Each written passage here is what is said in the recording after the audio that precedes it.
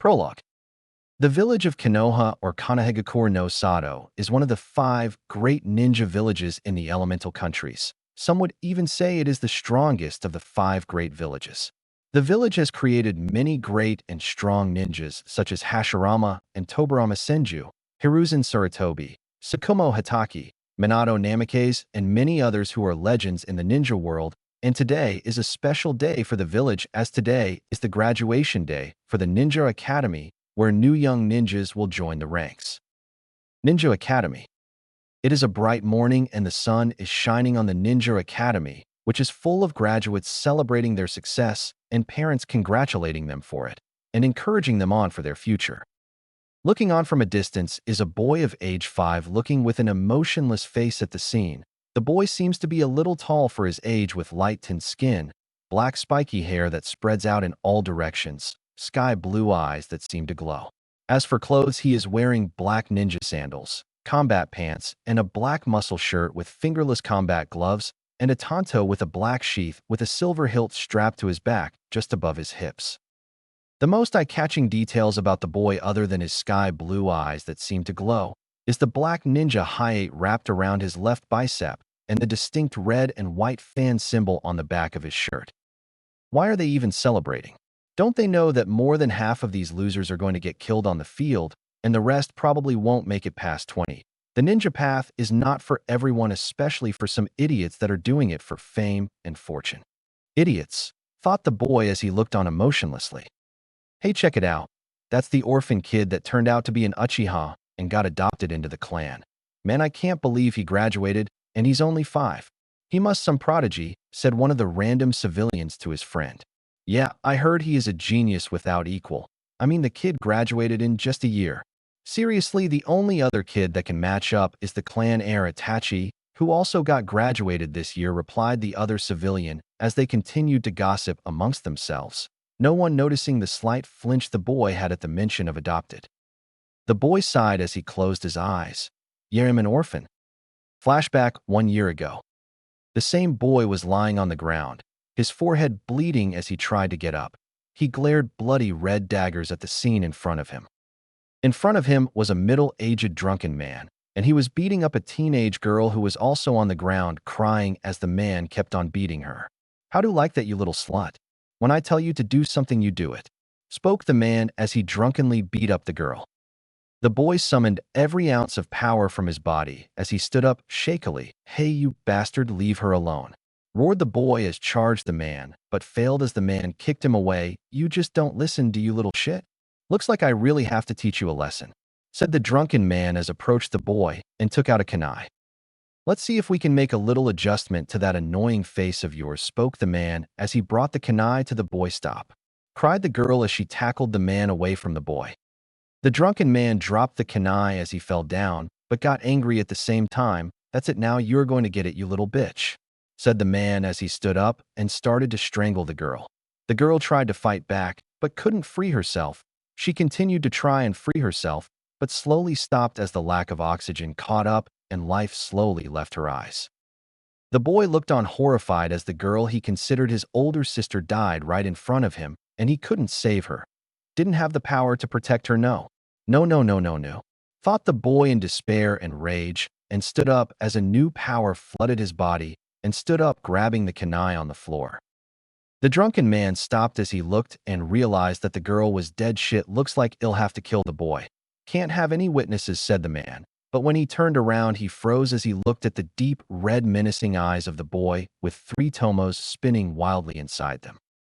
Die, you bastard, roared the boy as he appeared in front of the man with surprising speed and stabbed the man right in the throat. Blood sprayed at the boy's face as the man fell down, but the boy didn't stop as kept on stabbing the man repeatedly. Finally, after 5 minutes, the boy stopped stabbing the man, but then stopped and threw the knife away and walked slowly towards the dead girl. Tears were falling freely from the boy's eyes as he looked at the dead girl. Nason, I'm sorry. I'm sorry I couldn't protect you. I'm sorry I wasn't strong enough. I'm sorry, said the boy as he held the girl closely to his chest and kept on saying sorry. Flashback end. Then the village police found us in that warehouse, and when they saw me having the Sharingan, they took me to the clan head, and other stuff happened. And here, I am thought the boy as looked at his left palm and clenched it. I swear, Nason, I'll never be weak again to protect those I love, silently declared the boy as determination burned in his eyes. Congratulations on graduating, spoke the clan head of the Uchiha clan Fugaku as he approached the boy, and alongside Fugaku was his son Itachi Uchiha, with his own headband wrapped around his forehead. Thank you, Fugakudono, replied the boy as he nodded towards the clan head. I look forward to seeing your progress, Naruto, said Fugaku as he looked at Naruto with an approving look. Congratulations, Naruto, and I hope we get selected on the same team, spoke Itachi as smiled slightly towards Naruto. Thanks and congrats to you too, Itachi, and it would be nice to be on a team with someone competent, replied Naruto, as also gave a slight smile as well. Actually, unlike other traditional teams where the Hokage decides who are paired up in a three-man team, your two cases will be different, as I've requested that you two be placed on a team of two, and your sensei will be different members of the Uchiha clan who will teach you in their area of expertise and any area of the ninja arts where you might be interested in, said Fugaku as he looked at the surprised faces of the young Jonin and mentally smirked. But why though? Asked Naruto. Simple, you two are the most talented ninja to appear in a long time, and the Uchiha clan needs to rise up again, so that's why I've decided to not waste your time with a mediocre Jonin and some weak Jonin holding you back, so I came up with this plan, replied Fugaku as he turned around and left the two Jonin alone. Well, that's a surprise, but a good one, and I look forward to working with you, Itachi, Naruto said as he looked towards Itachi. Same here, Naruto. The two Jonin looked at each other, then raced off towards the clan compound to begin their training as Jonin. Time skip October 10th. Damn, today's mission was a close one. I didn't think two IWA Chunin would attack us, considering the war just ended a little while back, said Naruto as he sat on a porch and drank some orange juice. They were Nuke Nin, Naruto, so even if we captured them it wouldn't have mattered, but I'm more surprised with how you killed your opponent with that lighting move. What was it called again? Replied Itachi as drank some tea and sat alongside Naruto and relaxed. Naruto grinned as he held his right index and middle finger and pointed it towards a tree, and sparks of electricity started to gather around his fingers. I call it piercing light, and just as he said that, a beam of electricity shot out from his fingers and pierced the tree easily, leaving a burning hole in the middle. Itachi raised an eyebrow, interested in the move his rival/friend just used. It's pretty useful. Who taught you that?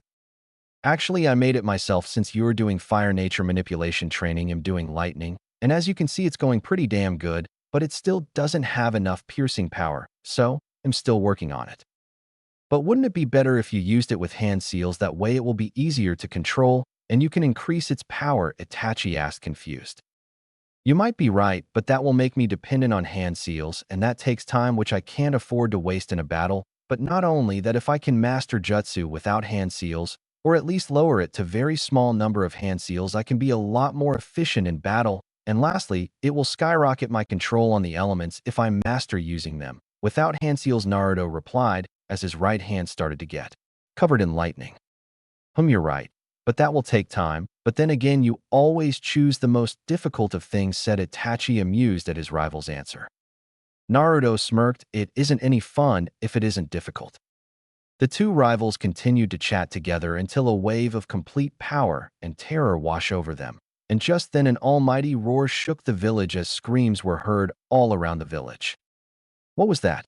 Asked Itachi as jumped to the top of the house and saw a sight that made his run cold. In the middle of the village was a gaunt nine-tailed crimson fox destroying everything in its path. Naruto was also shocked at the sight before him, but quickly snapped out of it and looked at his rival. Listen, Itachi, we have to get everyone to safety. You get your family and get them to the safety bunker, and he'll get the civilian Uchiha, because if that thing decides to attack here, then we will be dead, so get moving. Itachi nodded and both boys ran towards their targets as fast as possible so they could save as many lives as possible. Later, when boys had gotten their jobs done, and now they were watching from a safe distance away the fight between the Yondaime Hokage and the nine-tailed fox. While the boys only got a few glimpses of the fight, they were awestruck that the Hokage could stop a monster like that. Hey, you two, everyone is ordered to get to the front of the Hokage Tower. It looks like it's mandatory, and especially to ninjas, so get moving, said a random ninja as he passed by the boys. I wonder what the big announcement is, and I hope the Yondaime is alright, said Naruto as he started roof jumping to get to his destination. We will find out when we get there, so let's get moving, said Itachi, and both boys increased their speed. In front of Hokage Tower. Almost everyone in the village are gathered around the Hokage Tower, everyone anticipating the news of the Hokage, and everyone were whispering amongst themselves. On the top of the Hokage Tower came the Sandaime Hokage Hiruzen Sarutobi, and he waited a moment as everyone quieted down and waited for his announcement. People of Konoha, I have grave news as today, when the nine-tailed fox attacked our village and was defeated by the Yondaime. But he had to sacrifice his life to seal the fox inside this newborn child, and his final wish was for this child to be seen as our savior, said the third Hokage, and everyone was silent for a while. No one made a sound. Until roars of murder was called to kill the child or kill the demon while it was weak or finish what the Yondaime started. It kept on going until the Sandaime declared in strength law to keep this incident a secret from the younger generation, and if anyone broke it, then they would be instantly executed without trial. Everyone kept quiet after that. No one could go against a law like that made by the Hokage. Later, both Naruto and Itachi were walking back towards the Uchiha compound, and both were silent as they processed the new information. The nine-tailed fox attacked the village. The Yondaime sealed the fox inside a newborn child, but sacrificed his life. The village has suffered great losses both financially and military-wise as well. Everyone hates the child that is unknowingly keeping the village safe.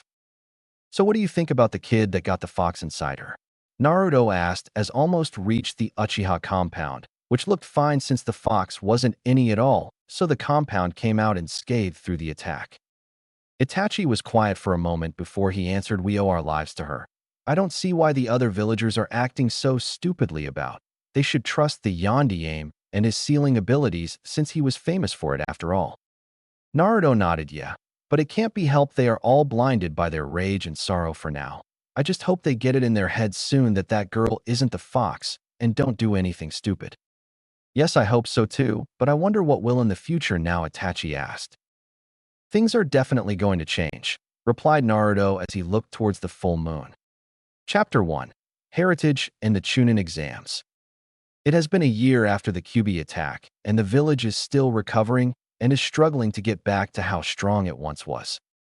Ninjas have to work overtime so that the other villages and clients don't think the village has gotten weak. Hokage Tower. Inside the main meeting room of the Hokage Tower, the village council members are waiting for the Hokage to arrive. The council consists of two parts: the Shinobi Council, which consists of the clan heads. They mainly deal with shinobi matters or their own members, while the other part of the council is the Civilian Council, which consists of civilians who deal with the financial problems of the village. While in the reign of the first Hokage there weren't any councils as he didn't find it necessary, it changed when the second Hokage decided it would be beneficial to the village, but gave them very minimum power, and it also brought order to the people of the village, though that all changed in the late years of the third Hokage, where he foolishly gave the council many rights and powers which made many of them greedy and corrupt. Today the council is just a shadow of what it once was, where before the members worked so that the village may prosper, but now it's filled with corrupt, power-hungry people that only want to fill their pockets. The Hokage entered the room, and everyone stood up as respect for the Hokage.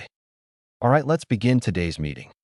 Hokage-sama, we evaluated all the mission reports, and we are sad to say that the village is getting lesser missions very weak, even though the ninja are working overtime. If this keeps up, our village status will lower dramatically, and one of the other villages might even attack us. We must do something to assure the might of our village to the daimyo, and the other villages spoke. Shikaka Nara, who was the head of Nara clan and the war strategist for the village. The third Hokage sighed at the news, so I've heard, Shikaku, and it seemed that making the ninjas work even harder will not help, so we must find another solution to this problem. So I ask all of you, do any of you have any ideas or suggestions? Everyone was quiet at the question.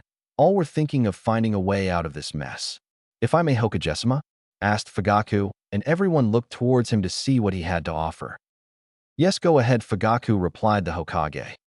Hokage-sama, you said our problem is that everyone believes that our village has gotten weak due to losing many of our ninja, because of the QB incident, and try as we might, we cannot hide this fact either, so I believe we must show them what we lack in number we more than make up for in quality, said Fugaku, and everyone got interested in what he just said. That's an interesting proposal, but how do you plan on proving that? Asked the aged Hokage as he rubbed his chin in thought.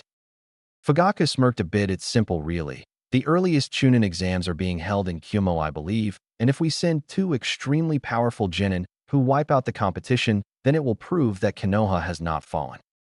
Everyone raised an eyebrow at that, but it was Hayashi Hyuga, head of the Hyuga clan, that asked the question everyone wanted answered. 2 Jonin? I believe the standard is 3 Jonin everywhere, and who are you suggesting for the exams?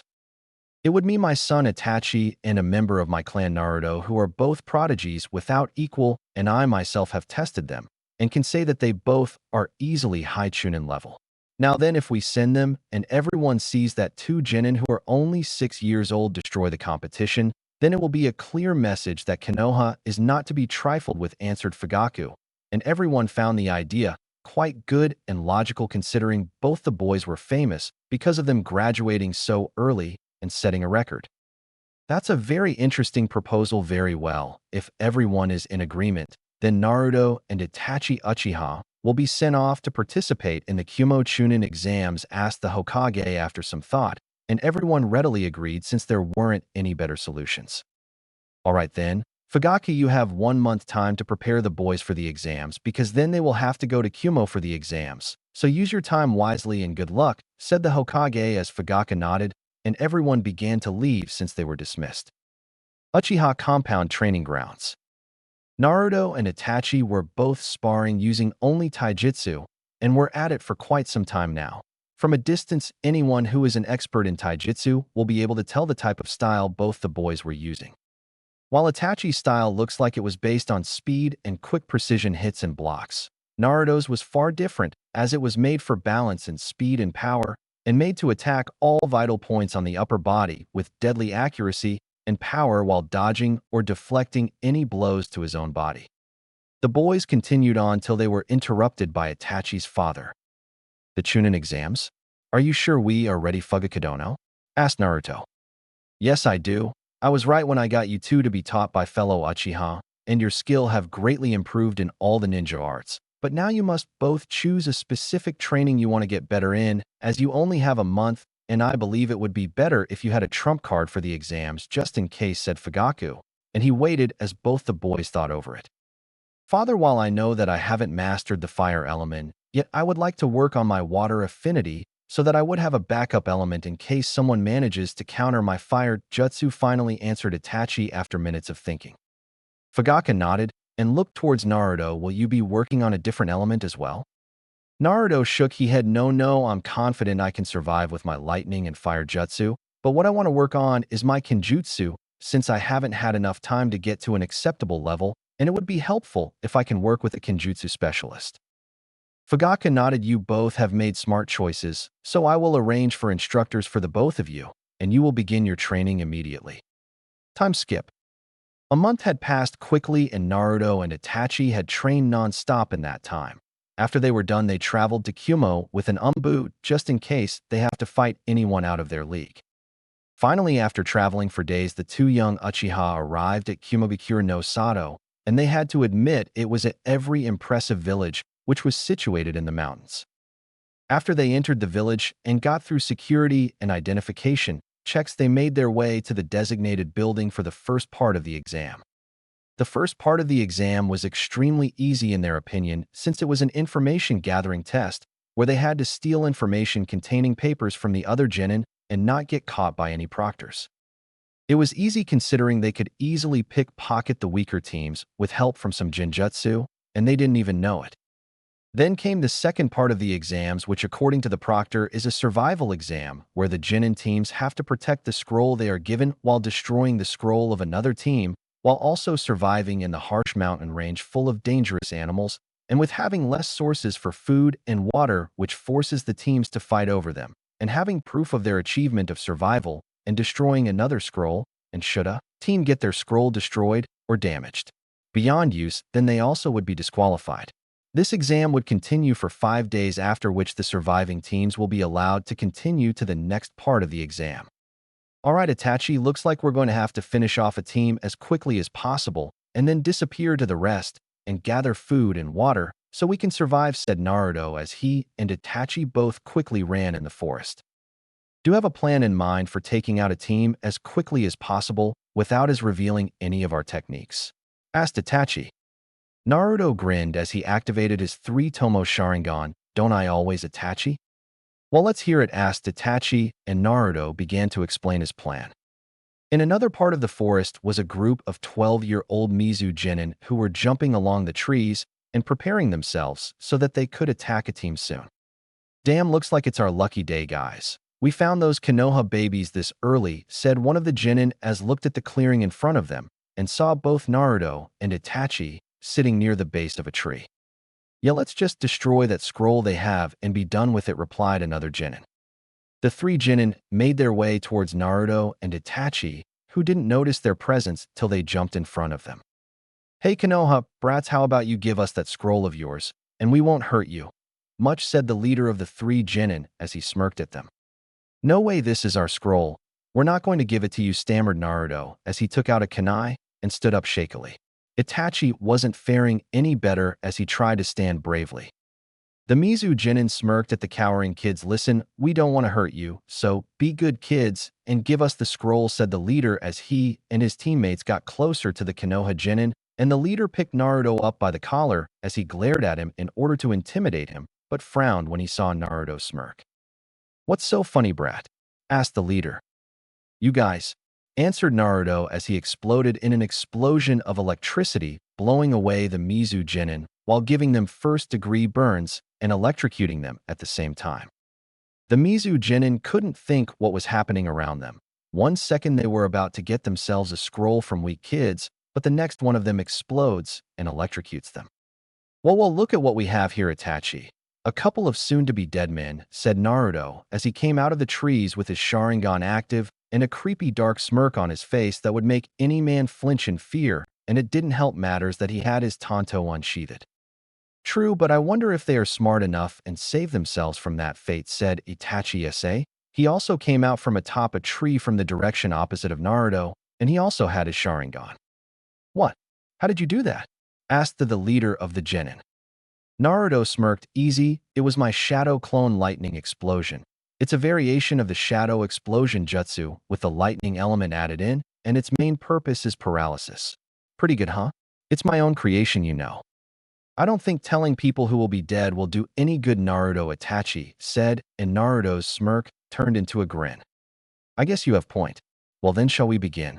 Asked Naruto as he came closer, and the Jonin began to try to move their bodies, but it was futile. Their bodies just won't respond. All their limbs were numb, and they couldn't move their face away from those evil-looking blood-red eyes. Wait, look, just take our scroll and let us live. We promise we'll never bother you again.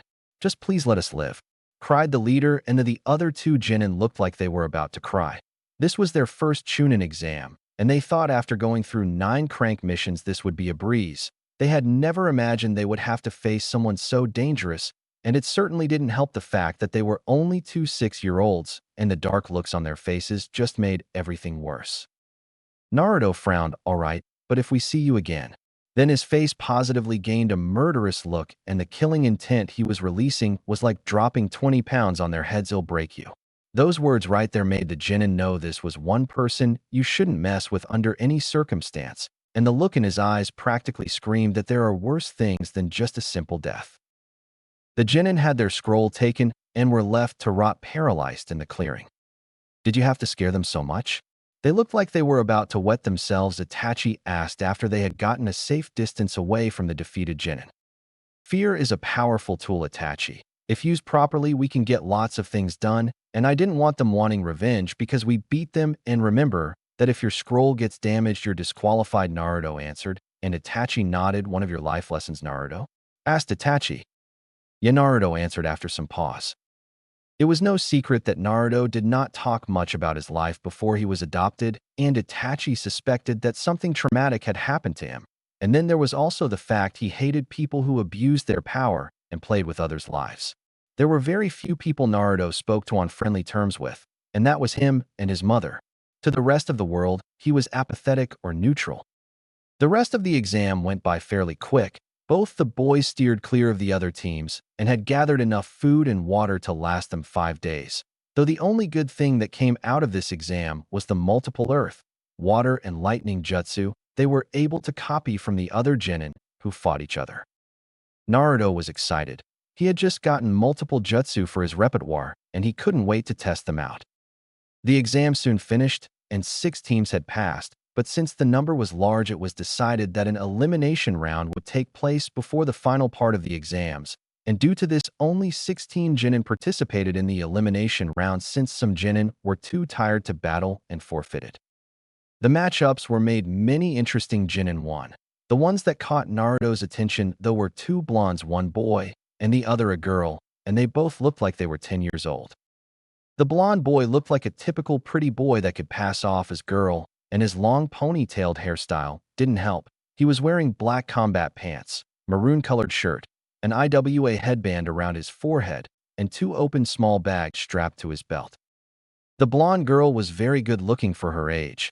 Her figure showed she trained a lot, and she was wearing black pants, a long-sleeved blue shirt with a gray vest, and kept her hair in a ponytail with a Kumo headband around her forehead. They both had won their matches quite easily. The blonde boy, whose name was Deidara, won his match by using exploding clay and making them into spiders and surrounding his opponent and forcing to surrender unless they wanted to be added to his art. Needless to say, his opponent quickly surrendered. The blonde girl named Yujito Ni also had an interesting match. She pretty much overpowered her opponent with great speed and fire jutsu.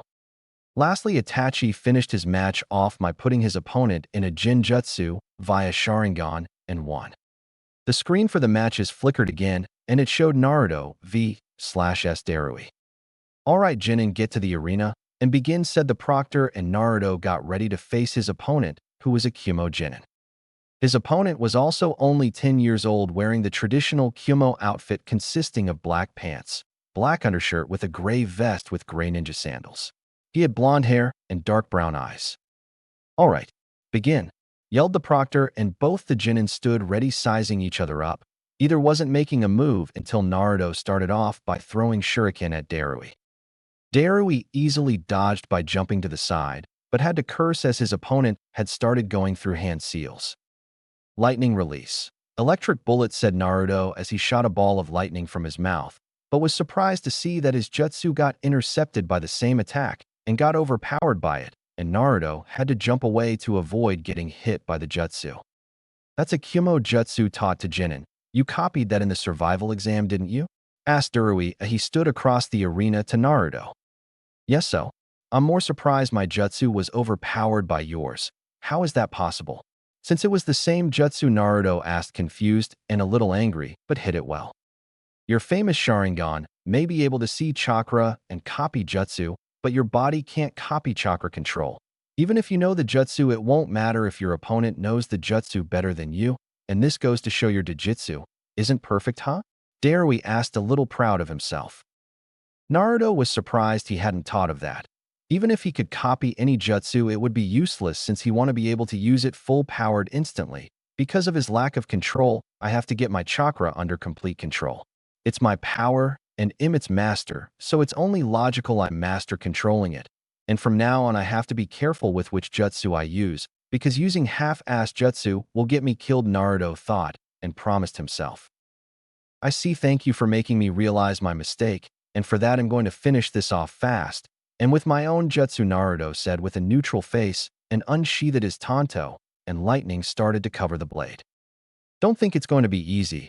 I plan on winning this too, you know," Darui said as he took out a kunai. "Then let's finish this," Naruto said as he ran forward, and Darui did the same, and as they came within 2 meters of each other, Naruto activated his Sharingan, and Darui made the mistake of looking into his eyes, and it was over. Darui's body was completely paralyzed, and he couldn't move after seeing those red eyes. "Damn it, Jinjutsu," Darui thought, angry at himself for forgetting that fact. Naruto had stopped in front of Darui and had his tanto held close to Darui's neck, and the proctor called the match. "Don't be disappointed that you lost. You were a lot better than the other Jonin in the exams, and I'm sure you can get promoted if you try again next year," Naruto said as he walked away, never noticing Darui smiling. "Damn, that is one cool kid," said the third Raikage as he saw the fight. After the elimination matches were done, and the Raikage gave a speech about the true purpose of the Chunin exams, which Naruto taught was pretty stupid. The final round matches were decided. First round Naruto v/S Deidara. Second round Yujito v/S Ikki. Third round Yuki v/S Fusei. Fourth round Itachi v/S Sora. And the Jonin were given 1 month to prepare themselves for the exams which they used to train. The month had passed quickly for Naruto and Itachi, and they both had trained vigorously. While Itachi had worked on improving his taijutsu and jinjutsu, Naruto had worked himself to the bone doing chakra control exercises since he had high ANBU captain level chakra and the most potent chakra ever. He had his work cut out for him, but he had succeeded in getting his chakra control to mid-Jonin level, and he worked on improving his speed. The day of the final exams came, and the arena was full of spectators, and many important figures had come like the daimyo and the Hokage, Kazekage, and Tsukuyomi. The proctor welcomed everyone to the arena and began by listing the matches and finally calling on the fighters' names, which were Naruto and Deidara. Both Jonin stood across from each other, staring each other down, and Deidara smirked, "Well, now ready to get your ass kicked, little Uchiha?" Deidara asked, trying to rile up Naruto, but it seemed futile since Naruto looked at him with a bored look. "Big talk coming from a girl playing with mud," Naruto said, and internally smirked at the angry look on Deidara's face. "That's it, you little shit. I'm going to murder you for that comment," Deidara exclaimed and shoved his hands in his pouches and took out his detonating bird clay and fired them at Naruto. "Hope you like art, 'cause art is an explosion," Deidara said in joy and a little madness, and waited to see his art unfold, but was surprised when Naruto moved his arm in a cutting motion and his clay got destroyed midway. But that wasn't possible, Deidara thought, until he saw sparks of electricity in the air. "What was that?" Deidara asked, surprised and slightly nervous since he was a long-range fighter, and if Naruto found a way to defeat his style, then this fight was over. Naruto smirked. "That's my latest move, lightning sword slash." And as he said that, lightning gathered around his right hand and moved forward and took the shape of a sword around his hand. "Pretty cool, huh? I can control its range and size, making it the best move for destroying your little mud toys before they can reach me," Naruto explained. And while Deidara should have been afraid a little since his opponent could counter him, he was more enraged of the fact that Naruto mocked him and his art, and that was unforgivable in his book. "I don't care about your move. You mocked my art, and now I'm going to make you face the consequences," Deidara said, as he started firing off different types of detonating clay animals like spiders, snakes, and birds, but they were futile against Naruto, as he simply destroyed them before they could reach him. "I think it's time I finish this before you can come up with a different plan," Naruto said as he disappeared from Deidara's view, who panicked at not being able to find his opponent, but it was too late as he felt a blade to his neck and saw Naruto holding his tanto to his neck. "How did you?" Deidara asked, stunned. "Easy, the second move I created, which I call Flash Step, which allows me to move at high speeds. And now it's over," Naruto answered with a smirk, and the proctor called the match, making Naruto the victor, and the crowd cheered. The next matches weren't as special as Yujito. Itachi and Fusei won their matches, and the semifinal match began. The proctor began the match, and both the Jonin studied each other before Yujito charged forward and started to throw a barrage of punches and kicks at Naruto, who simply dodged or deflected the attacks. And this kept on going for 5 minutes, where try as Yujito might, she couldn't hit Naruto, who was stronger, faster, and had way better technique. Naruto was getting bored since Yujito couldn't land any blows on him while he was getting in a few very destructive punches to her upper body, and she WSS, slowing down, a sign of her running low on stamina. Naruto finally punched Yujito across the face, which sent her flying 2 meters backward. "You should give up since you're outmatched here," Naruto said.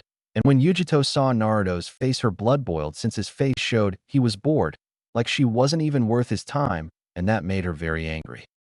The audience were stunned when Yujito was covered in a blue cloak of chakra, and her brown eyes became blue with slits, but Naruto was even more surprised when she disappeared from sight in a burst of speed and appeared in front of him with her fist pulled back and punched him, which sent him flying back. As Naruto quickly rolled on the ground and got back up, he shot forward with Flash Step and tried to fight Yujito, but it was useless since she had incredibly stronger and faster, and he just couldn't keep up even though he tried using Flash Step. And even his Sharingan wasn't helping since his body couldn't react fast enough to stop Yujito's attacks and leave him to perform long-range jutsu. Damn it, there has to be a way for me to turn this fight back around, thought Naruto as he tried to block Yujito's punches and was sent hurtling back by a hook to the jaw. Give up, Yujito said in her two-tailed Biju cloak mode to Naruto, who was bleeding on the ground. Damn it, is this my limit? No, even if I lose, I'll go down fighting, because I'm never to give up.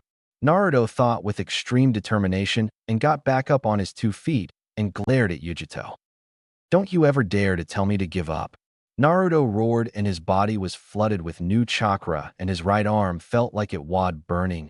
And as he pointed his right palm towards Yujito, a sky blue-colored chakra chain shot out at her with super speed, and the surprised Yujito couldn't act fast enough to dodge as he chain wrapped tightly around her and her Biju cloak started to disappear.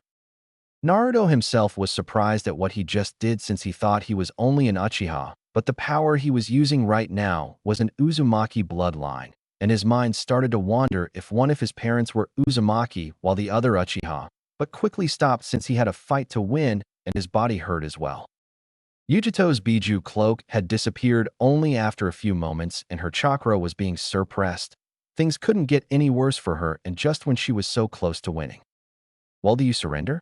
Naruto asked and Yujito wanted to say no, but couldn't since she had lost after getting caught by his chakra chains. After a minute, Yujito sighed and forfeited and Naruto was announced the winner, and the crowd were stunned. Even the Hokage was surprised since he didn't think that Naruto would be part Uzumaki, but it did explain his amazing chakra reserves and stamina.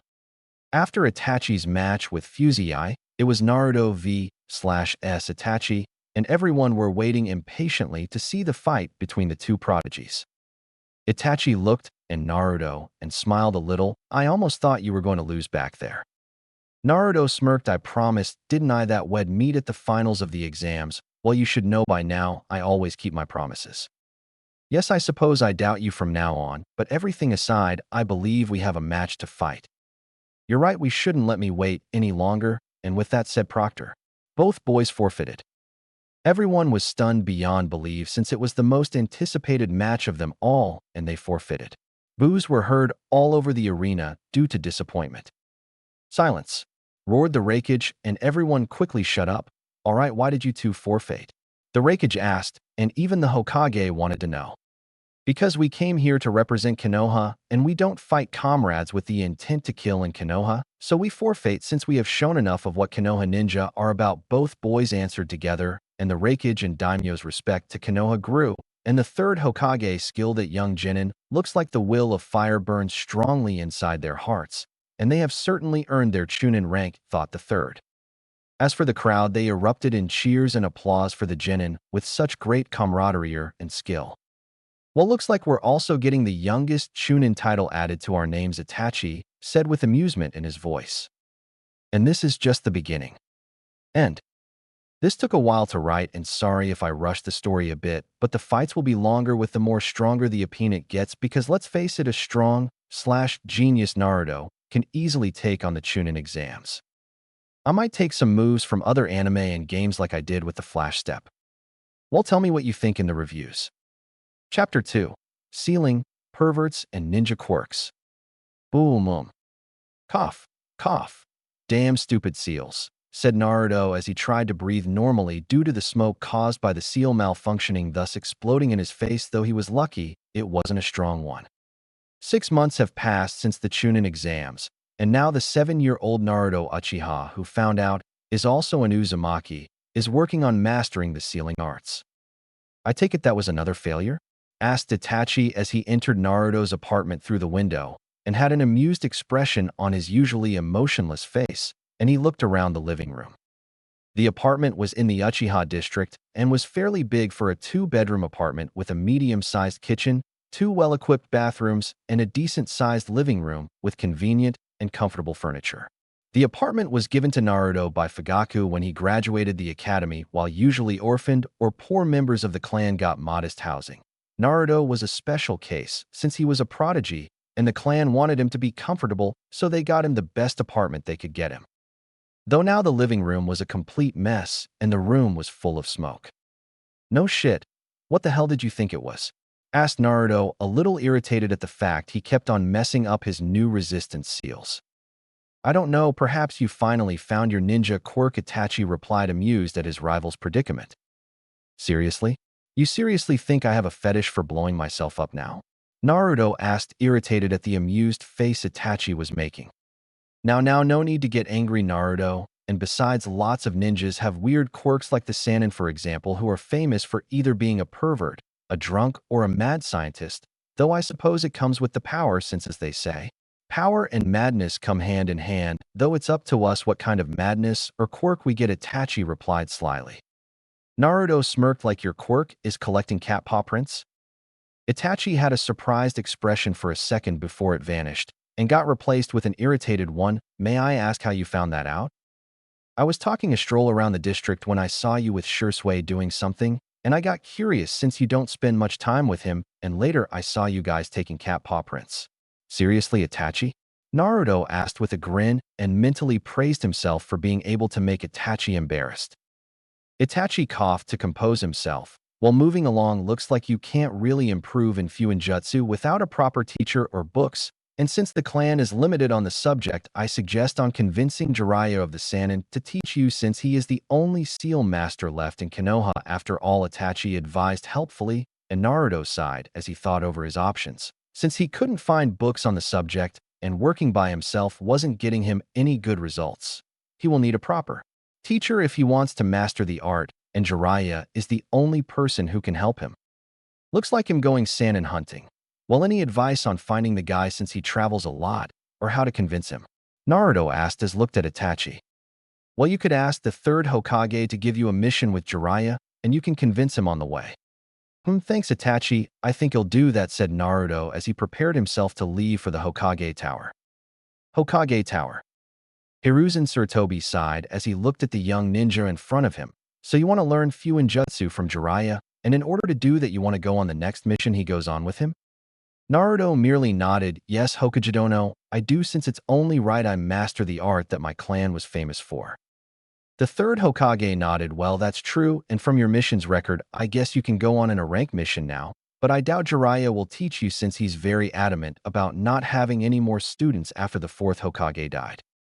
Naruto, however, didn't falter. "He doesn't has to take me as his apprentice, but only teach me Fuinjutsu, Hokage dono." "Well, you can convince him of that yourself. Anyways, he'll reserve you for when he comes back, so don't take any missions, and when he comes back you can leave for the mission." Naruto nodded stoically and excused himself, but on the inside he was very excited since he couldn't wait to start mastering Fuinjutsu. 1 week later. Naruto is waiting at the entrance of the main village gate with his ninja gear and is waiting patiently and leaning on a wall casually. He had gotten the news that Jiraiya was back and his mission was given to him, which was to spy on one of the important food merchants of Konoha who was suspected of betrayal and find out if he's planning on betraying Konoha or worse, allying with another hidden village. It was a simple but important mission since if the merchant wasn't going to betray them, then it was fine, but if he does, then his life would be forfeit since if he sides with another village secretly and later sends poisoned or tampered food, then the village would suffer, which wasn't acceptable. So here he was waiting patiently for one of the Sannin and preparing himself mentally for any situation on the mission and thinking of ways to convince the Sannin to teach him Fuinjutsu. He didn't have to wait longer as an energetic and curious voice interrupted his thoughts. "Well, so you're the kid prodigy I've been hearing about, and looks like we're going to work on the same team, huh?" asked Jiraiya as he looked at Naruto and silently observed him. The kid looks like he trains hard, and the look on his face tells me he's killed before, so he won't be a hindrance, and it looks like the rumors were true. He isn't arrogant or a show-off like the rest of his clan, and that just gets him on my okay book," though Jiraiya appraisingly of the young Chunin. "Hello, Jiraiya dono. It's nice to finally meet you, and yes, it looks like we will be working together on this mission, and I hope I can learn a lot from you on this mission," replied Naruto as he nodded towards Jiraiya. "Damn, I wish all kids were this respectful," thought Jiraiya as he smiled at the polite Chunin. "Well, that's good to hear, and I've also heard you were looking for me to teach you Fuinjutsu." is that right? Asked Jiraiya as he looked at Naruto and waited for his response. Yes, that's right, Jiraiya, and I'd appreciate it if you would teach me, replied Naruto, and waited anxiously for a reply. Jiraiya sighed, look, kid, as great a prodigy and polite kid you are, I just don't want to have another apprentice right now. Naruto sighed at the reply, I understand, Jiraiya, but you don't have to make me your apprentice. I just want to learn Fuinjutsu from you. And if you don't have the time for that, then please I request you to at least lend me some books or advice you might have, Naruto pleaded, and Jiraiya raised an eyebrow at the request, since most Uchiha, even the most modest, won't lower themselves to plead anyone. Well, damn kid, why do you even want to learn Fuinjutsu? Jiraiya asked, perplexed at the young boy. As you know that Uchiha was destroyed in the Second Great Shinobi War, and so was the Uzumaki clan, and most think that the clan is extinct, but they aren't, as they live on through me, and that's why I want to learn Fuinjutsu, so that I may honor my clan's memory, replied Naruto with passion and determination in his every word, and Jiraiya sighed as he heard the reply. You seriously know how to convince someone, kid, and besides, Fuinjutsu was practically created by the Uzumaki clan, so it's only right that an Uzumaki masters it.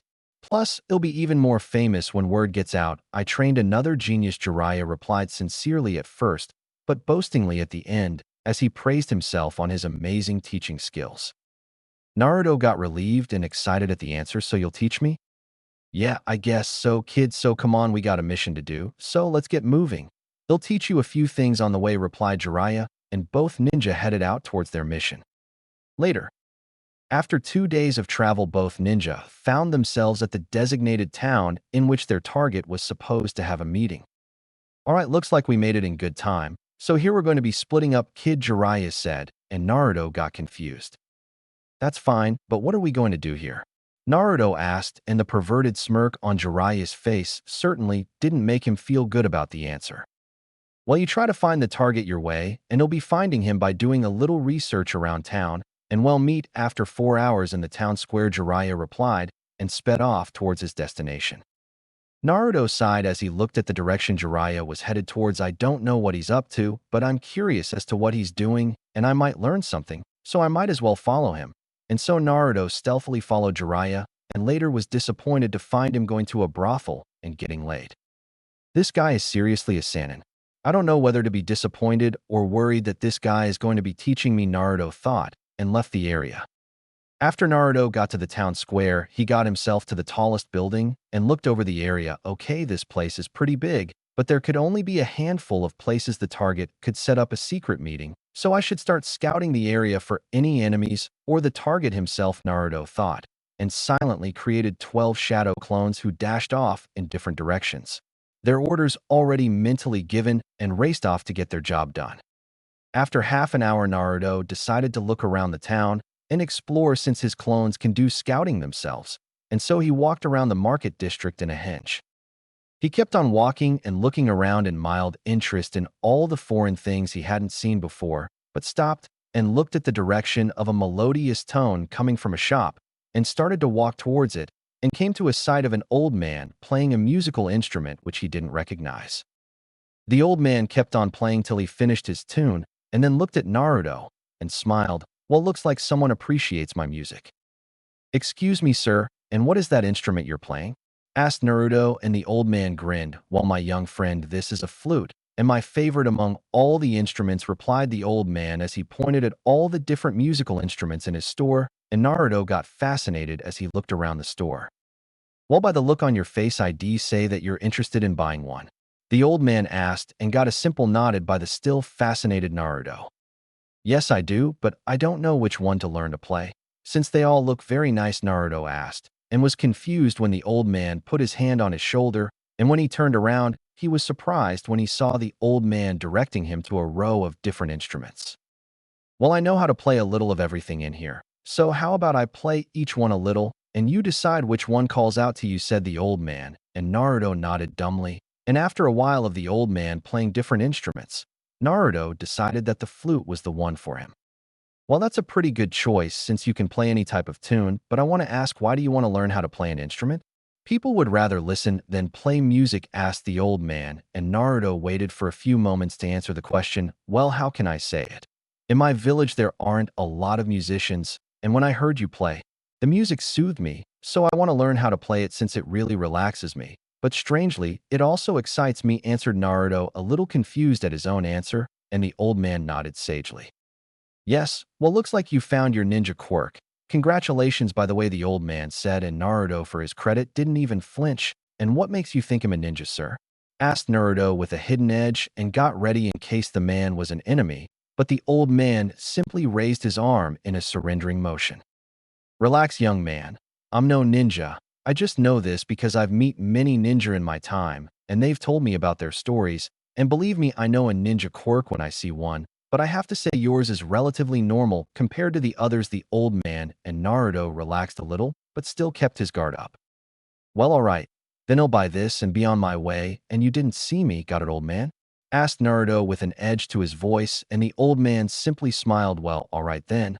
That will be 5,000 Ryo, and it'll give you an instruction manual, so you can start learning soon for free." And so Naruto got his flute, book, and left the area.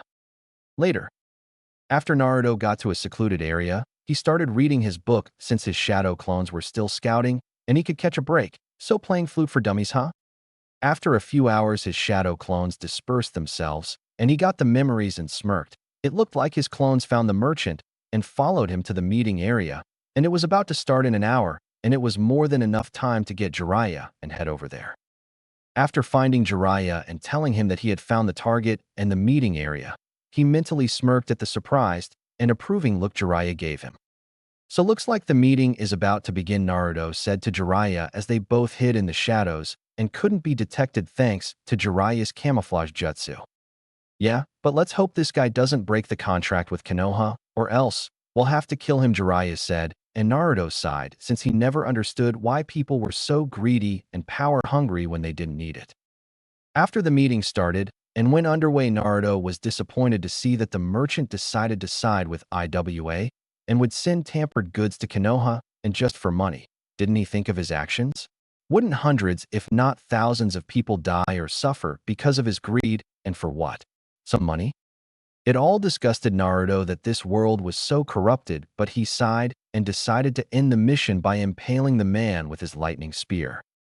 The man's bodyguards were quickly taken care of by Jiraiya, but the four men from IWA used the opportunity to get away from the area, but Naruto and Jiraiya gave chase, and on the way decided to take the fight to outside the town since civilians could get injured in the crossfire. Forest outside of town. The chase ended after the IWA Jonin were forced to engage Jiraiya in the forest outside of the town. There were 4 Jonin, and 3 of them charged and engaged Jiraiya, while the other decided to take out Naruto, but was surprised when Naruto could match and keep up with him. "Looks like you have some skill for a brat, but I have to help my friends fight the Sannin, so we'll be ending this fight," said the IWA Jonin as he took out a katana from his back and charged Naruto with the intent to decapitate him, but failed when his katana was blocked with Naruto's tanto. The Jonin quickly moved back and charged again, and his attacks were met with fierce counters which left very little openings and almost cut him multiple times. "Damn it, I don't have enough time. Alright, brat, let's see if you can match me now," said the irritated Jonin as he shouted Kai and then disappeared in a burst of speed. Naruto was surprised to see the man's speed increase dramatically, but was even more surprised that even his flash step couldn't help him get back the edge in the fight, and was forced to use his Sharingan to not get his head cut off. "Oh, so you're from the Uchiha clan, huh? Well, even your eyes can't save you from my superior speed, kid," the man boasted, and Naruto mentally cursed his luck that he couldn't make his resistance seals before the mission, and now it was costing him.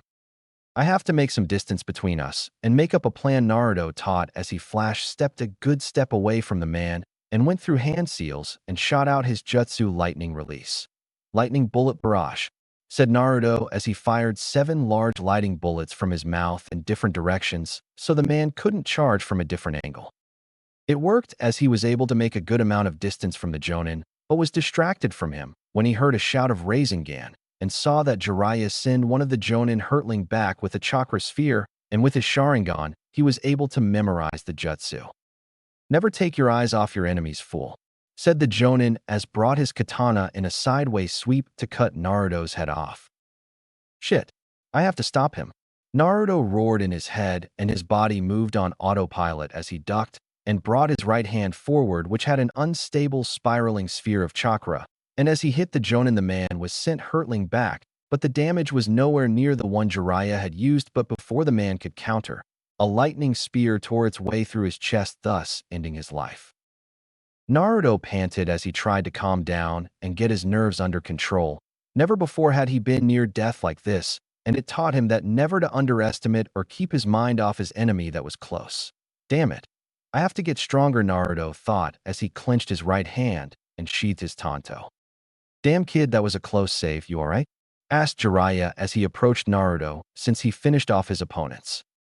Yeah, I'm fine, Naruto said as he slowly calmed down. That's good, but how did you copy my Rasengan? No other Uchiha could do that, Jiraiya asked, surprised since he had seen Naruto perform the jutsu, even though it was incomplete.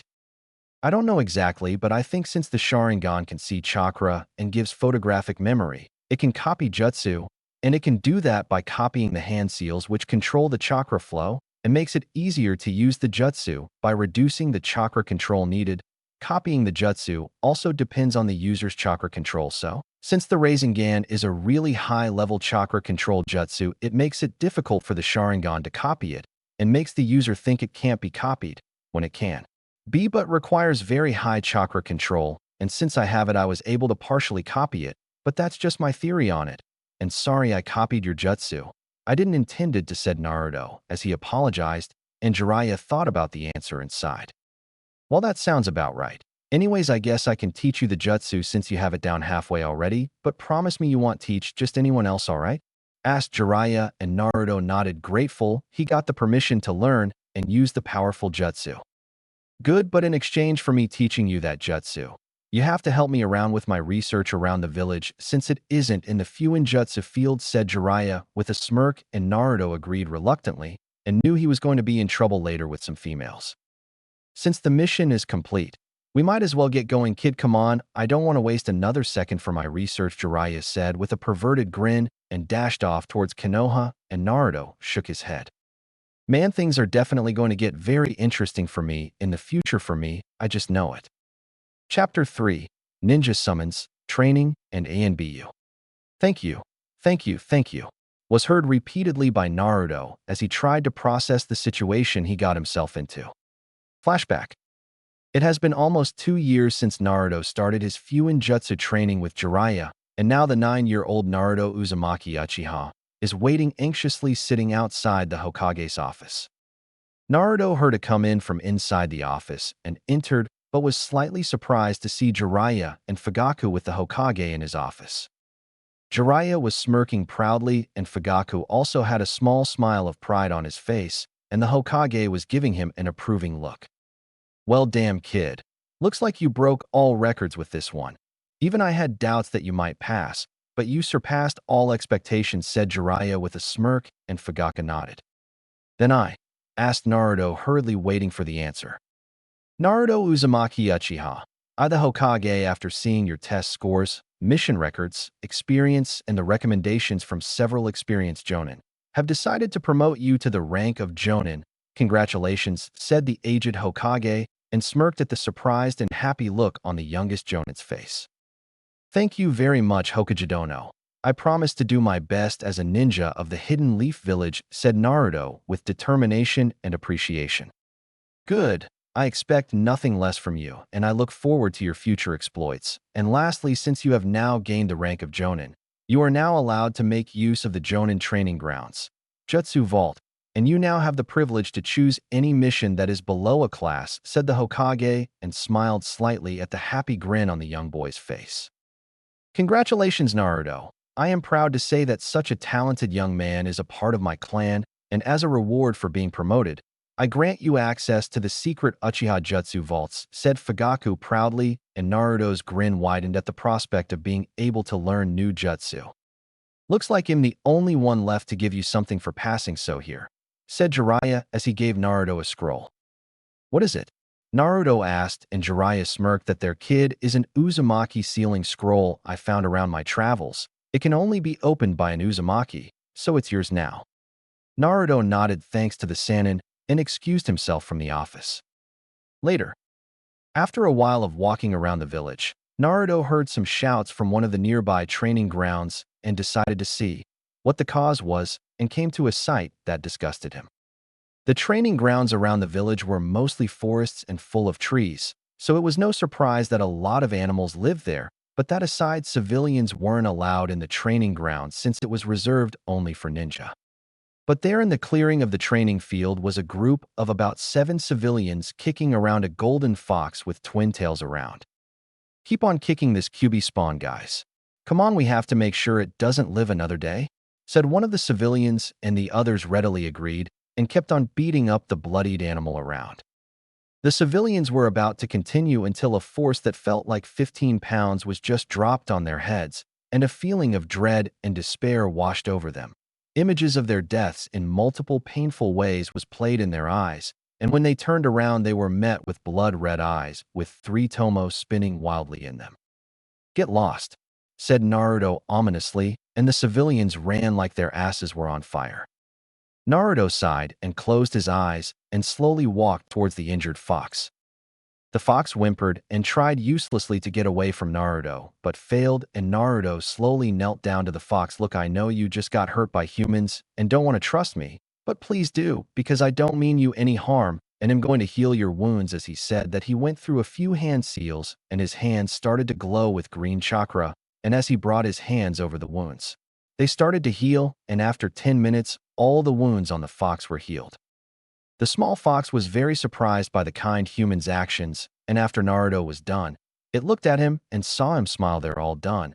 I know humans just hurt you, but I hope you don't hate all of us because of just a few retarded ones," and the fox's eyes grew wide a little at the words of the kind human.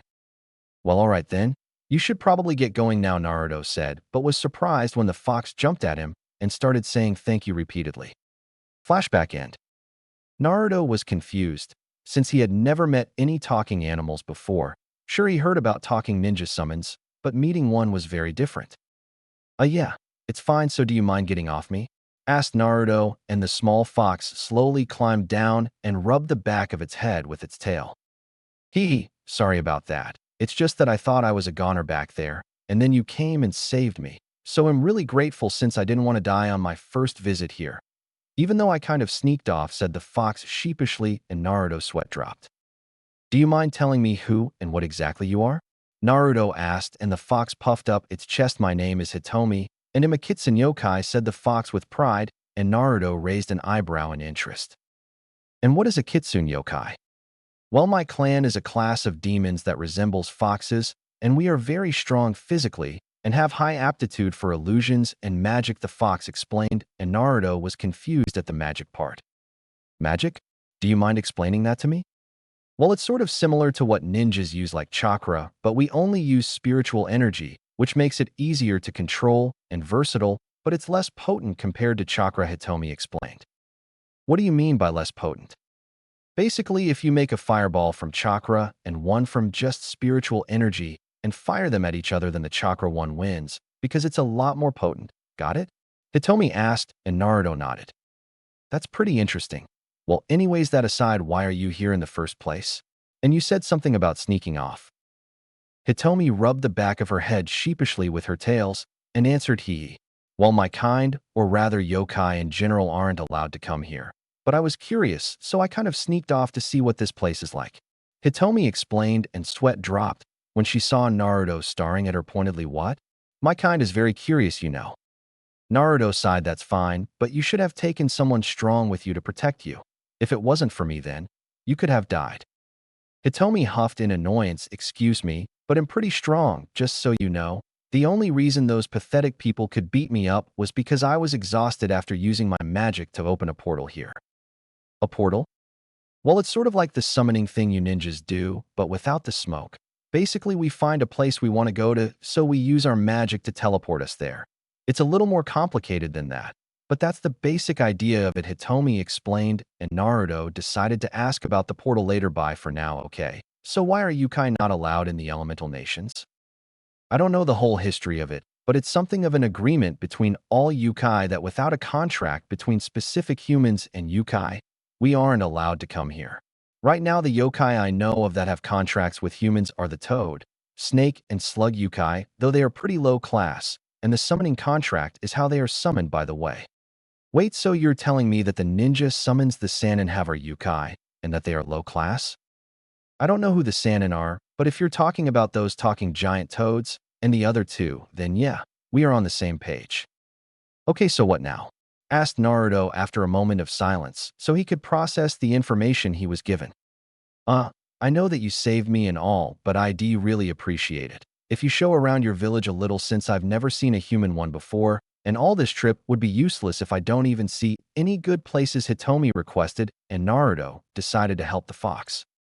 Later, after giving Hitomi the tour of the village while keeping to the rooftops, since the village populace had a real dislike for foxes, Naruto decided to take a break in one of the empty parks. While I didn't think a human village would be like this, it's definitely a lot different than my village, said the happy fox, and Naruto smiled. Well, I'm glad you enjoyed your tour. So now are you going to go home? Naruto asked, and Hitomi fidgeted nervously. I don't mind, but hey Naruto, I was thinking. Well, I really like this place, and I'm sure my clan would like this place too, but we can't come here without a contract. So will you make a summoning contract with my clan? Hitomi asked nervously, and while Naruto was surprised at the offer, he also had doubts and questions about making the summoning contract. While I appreciate the offer, I don't understand that. Why me though, and why even make a contract with a ninja? You do know that we ninjas do many things that are not honorable, and we occasionally have wars or something similar on a smaller scale, so why? Hitomi smirked. It's pretty simple. You see, Yukai have made a pact to not have wars between ourselves, but we haven't made any rules about helping humans fight. So by fighting humans, or other Yukai by proxy, we sate our lust for battle. While Yukai have different species and beliefs, one thing we all have in common is the lust for battle, and besides, what did you think the other ninja summons make contracts?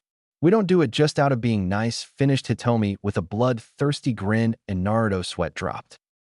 Come to think of it, I've never heard of why ninja summons make contracts in the first place, even when they don't have to, so that's why, huh?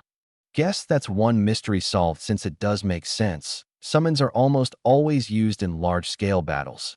All of this aside, I need to think of the pros and cons of this contract. If I make the contract, then I get fox summons, and I might even get special jutsu or knowledge they might have. But the cons are that a lot of people in Konoha will be scared of me of having fox summons because of QB if words gets out, and other villages might target me for my contract.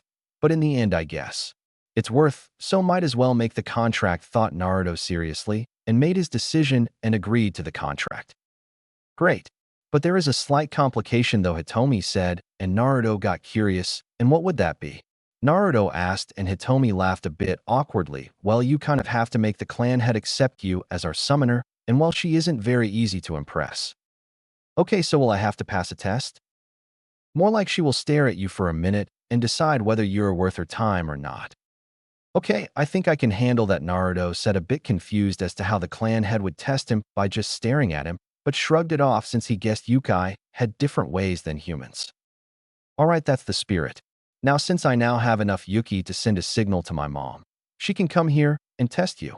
Hitomi said energetically and started to use her Yuki, and it was a visible violet color, and a Yuki-made seal appeared beneath her paws for a few seconds before it vanished, and a minute of silence later, a puff of smoke formed, and when it dissipated, a six-tailed golden fox 3 times the size of a tiger appeared and glared at Naruto and Hitomi. Now then, Hitomi, will you tell me where did you run off to, and who is this human? Asked the giant fox with a tone that meant complete business, and Naruto found himself being nervous a little. Well, it's a long story, Mom, Hitomi said awkwardly. I have time, so explain yourself, answered the fox, and Hitomi explained her situation of how she came to the human realm and how she was attacked by dumb humans, but Naruto quickly saved and healed her and gave her a tour of his village as well, and after she was finished, she got scolded for a good 15 minutes on her stupidity and that she will never get to visit again if she ever did it again, and after the fox was done lecturing Hitomi, she turned her attention at Naruto. First of all, I want to thank you for saving my daughter, and secondly, I will introduce myself. I am Hikari, clan head of the Kitsune clan. Hikari said in a regal manner fit only for royalty. Think nothing of it, Hikaridono, Naruto replied respectfully, and Hikari smirked a bit at his polite but confident voice. It was very rare to find a human that didn't piss their pants or stutter in front of her, and that was something. Now then, Hitomi here tells me you want to make a summoning contract with our clan? Yes, I would greatly appreciate it if you would make me your summoner, Naruto said with determination, and Hikari smiled a bit at his attitude. Well, let's see if you're worthy or not, Hikari said, and as she narrowed her eyes at Naruto, and Naruto himself felt as if she was staring at his soul, but didn't show any fear. After a minute, Hikari asked, "All right, flare your chakra a little." Naruto simply nodded and did as he was told since it was probably part of the test, and as he flared his chakra, a sky blue cloak covered his body in the shape of lightning, just like the Super Saiyan aura in DBZ, though Naruto's is sky blue. Hikari's eyebrows shot up in surprise at the amazingly strong and dense chakra the young boy was flaring. Amazing. I've never seen chakra this dense or strong from a human. Even most strong yokai don't have yuki this strong. An even more amazing fact is that it seems to be growing stronger. This human is definitely special and different from all the rest, thought Hikari calculatingly. All right, that's enough. I have made my decision. You are acceptable to become our summoner, said Hikari, and Naruto stopped immediately in surprise at the statement. That's it. You don't even know my name, my motives, or the village I'm from, and yet you will accept me as your summoner so easily. Naruto asked in shock since he couldn't believe his luck or the absurdity of the situation since first what was just a walk turned into him getting summons. We don't care about your heritage, village, or goals. What we look in a summoner is someone who is a strong person both physically and spiritually and stays loyal to us and gives us the opportunity for battle and prove ourselves. You have proven yourself to be more that worthy. How did you find me to be worthy by just staring at me? Naruto asked, perplexed. Eyes are the windows to the soul, young man, and I saw that you have a very strong one, Hikari said wisely, and I went through your memories, and I have to admit you are a very strong individual, Naruto Uchiha, and you will continue to grow stronger, thought Hikari, and breathed a stream of fire from her mouth, and as the flames disappeared, there at the ground was a large-sized crimson-colored scroll with a blue flame design on it. This is our summoning scroll. Sign your name on it with your blood, and make your print on it as well, and you will become our summoner, Hikari said, and Hitomi jumped in joy for Naruto succeeding, and Naruto himself smiled. After he finished writing his name and making his handprint, Hikari checked the scroll and nodded, and the scroll disappeared in a puff of smoke. Very well then, from this day, Naruto Uzumaki Uchiha, you are our summoner and will have our aid.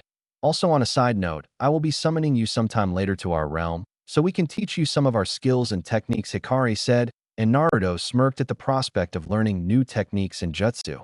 It was one of his favorite things after all. All right, I knew that you could pass Mom's test and become our summoner. It's great that we finally have a summoner, and a nice and strong one at that. Hitomi exclaimed, and Naruto raised an eyebrow in surprise. Your clan never had a summoner before. No, you will be the first summoner, and I hope you spread the name and might of our clan to all the elemental nations and summon realms, said Hikari, and Naruto nodded with determination. Hey Mom, will it be okay if I be Naruto's regular summon? Please, I promise I won't cause problems for him, begged Hitomi, and Hikari looked at Naruto. Will you accept her as your partner? I may not know her skills or fighting style, but I have a feeling we can get along and be a good team, so yes, Naruto said, and Hitomi jumped and hugged him in joy while Hikari nodded, impressed at Naruto's intelligence. I guess I'm a summoner from today, Naruto said with pride and excitement as he looked at the happy Hitomi jumping around and the smiling Hikari. Later. So let me get this right. Not only did you get promoted to Jonin and are now the youngest Jonin in the history of Konoha, but you also got the fox summoning contract on the very same day, deadpanned Itachi, as he looked at Naruto, who was calmly sitting on a cushion, drinking some pineapple juice, and nodded. Damn, said Shisui as he looked at Naruto and felt a little envious of the prodigious Uchiha, but felt a little happy as well at the fact that he was from his own clan and wasn't arrogant about it, his success or skill. Shisui was also an Uchiha and was around the same age as Naruto and Itachi. He was a Chunin, same as Itachi, and was also considered a prodigy. Shisui and Itachi were friends first, and later he met Naruto a little after the Chunin exams, and both became good friends after a while, and later the duo of Naruto and Itachi became trio with Shisui with them, and the young boys hung around most of the time whenever they were free. While Naruto and Itachi were friendly rivals, Itachi and Shisui were best friends since they both had a lot in common since both were pacifists by nature and greatly loved the village and the clan, so they got along pretty well. While Naruto was different since he loved to train, fight, and challenge himself, and only held love for the clan, since he considered all of the clan his family, but was neutral to everyone else. So Naruto, any other amazing feats we should know about? Shisui asked after he took a sip from his tea as the three boys were relaxing near a pond in the Uchiha district. And just as Shisui finished his question, a kunai hit the ground a meter away from the boys, and the three prepared themselves for battle, but when they saw the Konoha insignia on the scroll attached to the scroll, and the ANBU standing on the tree looking expectantly at them, they relaxed their guard a little. Might as well see what's inside, said Naruto as he picked up the scroll and read the content inside. So what is it? Asked Shisui, and Naruto tossed him the scroll. Does that answer your question? Naruto asked with sarcasm. Shisui read the scroll, and his eyes widened in surprise. What's so surprising, Shisui?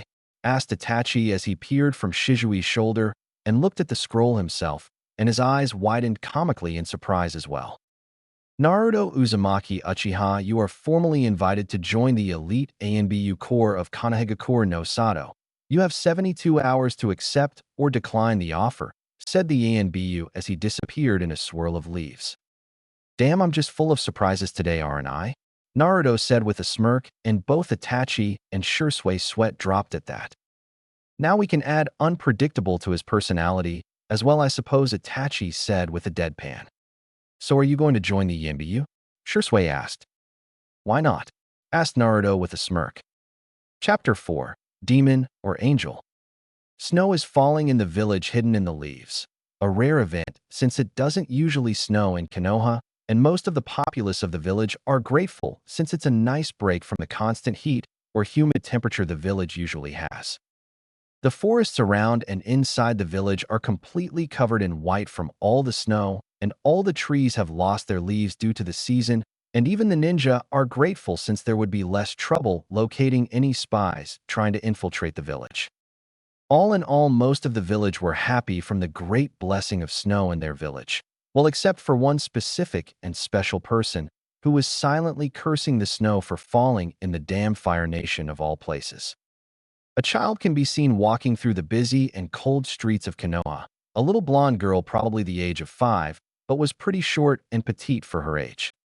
The girl has the most beautiful golden-colored hair tied in a messy twin tails, with a heart-shaped face, ocean blue eyes, and 3 distinct whiskers like marks on her cheeks. As for her clothes, she was wearing worn-out dark blue pants and a red long-sleeved shirt with blue sandals. Pretty light clothing for someone to wear when it was freezing, but looking at the worn-out state of her clothes, it wouldn't take a genius to guess that she probably can't afford anything better. The little girl, despite her clothes and weak state, probably due to having nothing to eat, can still be considered to have an unnatural beauty that no other child could have. Even a royal princess couldn't hope to match up to the little girl's looks, and while many would think that people would want to help such a beautiful little girl, or at least sympathize with her, but anywhere she would go, she was met with hateful glares. The little girl sighed as she saw one of the food store owners glare at her. Looks like him going to bed without diner. Again, I might as well find a warm place to sleep for tonight, said the blonde as she slowly made her way through the crowds. Good riddance. It's a good thing that demon didn't touch any of my merchandise. Probably would have poisoned all of it, said the merchant when he thought the girl was out of earshot. No one noticed the little girl flinch at the remark due to her enhanced senses and get a little teary-eyed at the insult and started to run to get away from the area as fast as possible. Forest outside of Konoha. Jumping from branch to branch of trees in a complete Konoha ANBU uniform is a young man with spiky raven black hair. Naruto's hair looks same as Shippuden, except he doesn't wear the headband on his forehead, so his bangs on front fall down. He is 5 feet and 3 inches tall with a body that can clearly be seen that is built for balance and speed and power. Naruto's body looks the same as Gohan in the Cell games, which is pretty badass for a 9-year-old. His face is hidden by a fox mask, and the only difference in his uniform from the other ANBU is the tanto sheathed on his back just above his weapon pouches. He posture and movement shows that he's moving casually without much effort, but to anyone else's eyes he's nothing but a blur that can easily be missed. Alright, I can make it to the Hokage's office by 9 p.m., which is pretty good time. Man, I can't wait to eat the feast Mikatuba-san has made. There won't be any left for Itachi or Shisui by the time I'm done, and the look on their faces will be priceless. Thought Naruto with a smirk, and his mouth watered a little at the thought of the delicious food. He was going to have a feast for dinner tonight.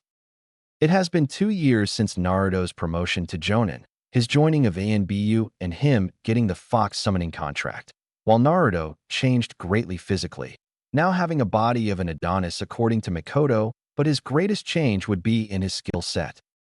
After getting promoted to Jonin and joining ANBU, he got access to both the jutsu vaults, and Naruto had to admit that Konoha had an amazing amount of Tai, Nin, Jin, and Kenjutsu scrolls available to its elite ninja, but he was disappointed to see that most ninja relied on the jutsu they were taught by their sensei, and very few ever worked an extra mile to learn something new or improve themselves more. He guessed that there was a reason ninja like Minato Namikaze, Tsukuyomi Hatake, and Hiruzen Sarutobi, who had no Kekai Genkai, became legends without them.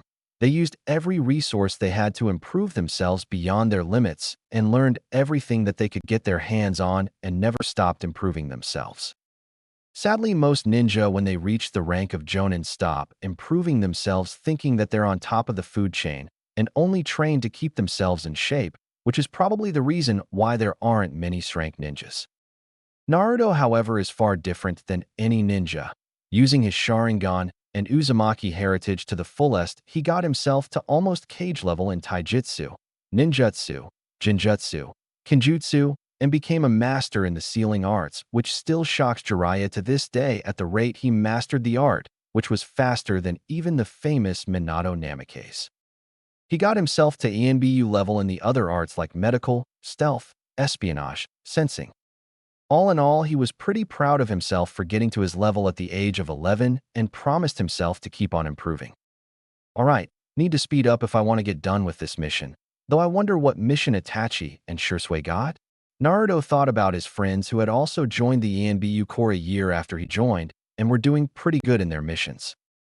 After Naruto became ANBU, he had less time to spend with his friends since almost all of his time was spent with either Jiraiya, the Foxes, or training and doing missions with ANBU, but after Itachi and Shisui also joined him, the boys got to spend more time with each other and have fun. There is no better manly bonding than killing enemy ninja together, thought Naruto sagely and slightly with insanity as he thought about all the missions he did with his friends. Being trained to kill at the age of 4 doesn't exactly leave a person normal by any means. Later. Alright, now that my report is given and am free, time to get me some food, though Naruto hungrily as left the Hokage's office after giving his report and getting his payment. He started to jump from rooftop to rooftop. After a few minutes of roof hopping, Naruto suddenly stopped. Wait, is that Yuki? But there aren't any foxes I've summoned, and Jiraiya isn't in the village either. Then who could it be? The signature is way too small to notice. I doubt anyone would notice it since most ninja aren't familiar with it and would probably ignore if they sense it, but I should definitely check it out, Naruto thought with a little worry and quickly made his way to the signature's location. Naruko's POV. It was cold.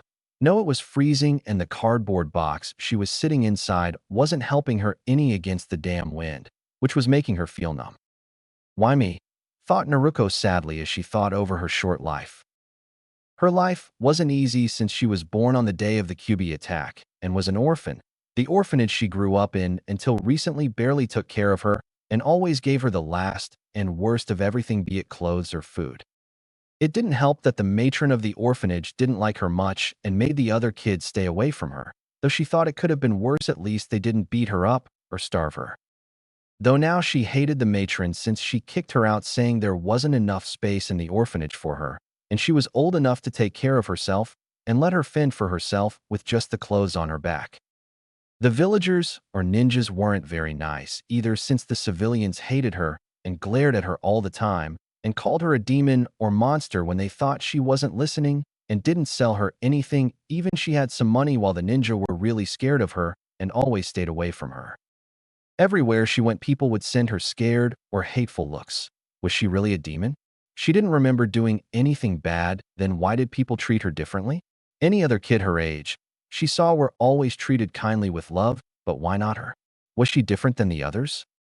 Naruko shivered as another cold wind hit her body and her arms and legs started to feel completely numb, but she tried to keep herself warm and awake and tried miserably to ignore the hunger she was feeling. Will I always be alone and hated like this? Naruko, though, as tears formed in her eyes, and she tried to fight back the tears and sniffled. Normal POV.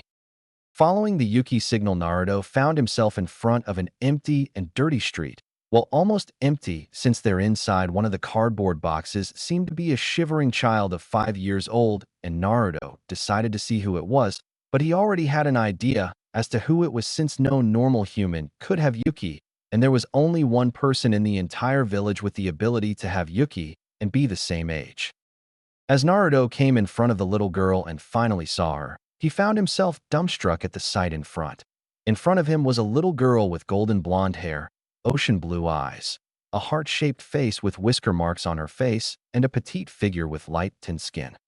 The tears formed in her eyes and the sad expression on her face made his heart melt and made him want to brutally, slowly and painfully torture whoever hurt her before killing them. The girl looked like an angel, and her state made him feel depressed since he was also an orphan without anyone to look after him or help him. What is the Jinchuriki doing here? Shouldn't the village take care of her since the fourth Hokage asked for her to be seen as a hero, but even if he hadn't asked for her to be treated nicely, she needs to be closely watched and taught properly about her powers so she doesn't hurt herself or anybody else by accident. What the hell is the Hokage thinking? And judging by the looks of her clothes and body, she hasn't been eating good food or had proper supervision. Looks like me and Itachi were stupid about the people letting go of their hatred for the fox. Seriously, can't they see that they're just hurting an innocent kid? Seriously, they're worse than my own clan, and my clan is freaking cursed with the curse of hatred, thought Naruto with anger and disgust, but decided to hold those thoughts for later and help the girl in front of him. Hey, are you alright? A dumb question, Naruto thought, but was probably the best one to start with, and the little girl finally noticed his presence as she looked up at him, and her eyes widened a little. Who are you? Asked the girl nervously, and Naruto internally sighed since any kid would be nervous if an ANBU approached them, but decided to quickly finish this conversation and help the girl as fast as possible. You can call me Fox. I'm an ANBU and I saw you here, so I wanted to ask, what are you doing here and not the orphanage? Naruto asked without his monotone ANBU voice, since it probably helped the little girl relax a little. Naruko fidgeted a bit before answering.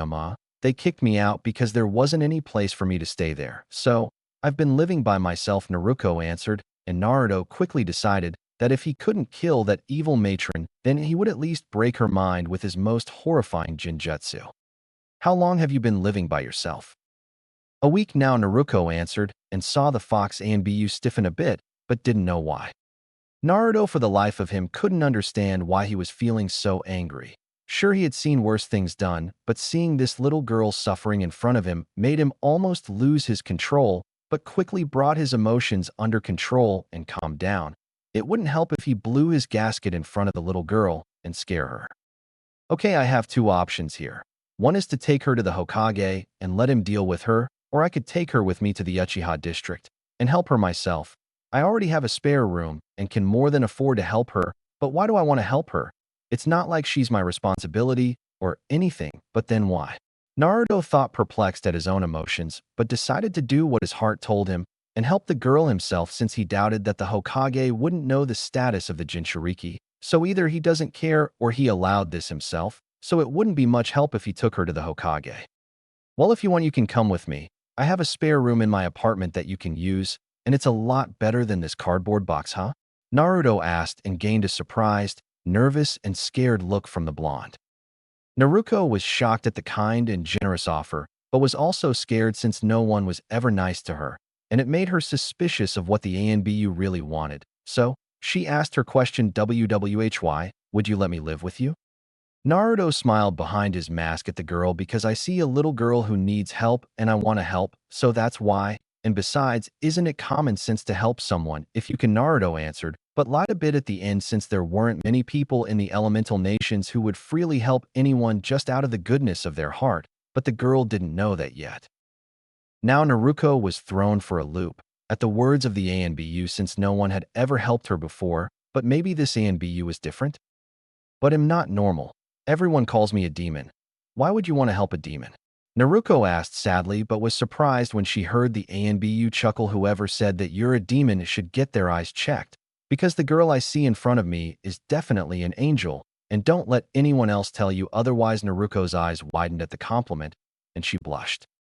Naruko continued to nervously fidget and Naruto decided to help her calm down and make her decision. How about this? I'll show you my face. Since it's against the rules to show my face to anyone, I'll get in big trouble if you tell anyone who I am. Naruko looked surprised at the ANBU's statement, but why would you do that? Consider this as my show of trust.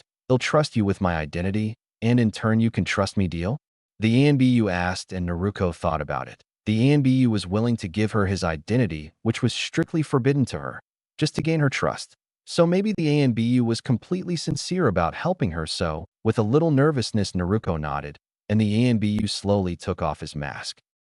As the ANBU took off his mask and showed his handsome face, Naruko blushed a bit at his roughish handsome looks, but was greatly surprised at the sincere smile he was giving her, and she felt her heart warm up at the show of positive and warm look he was giving her.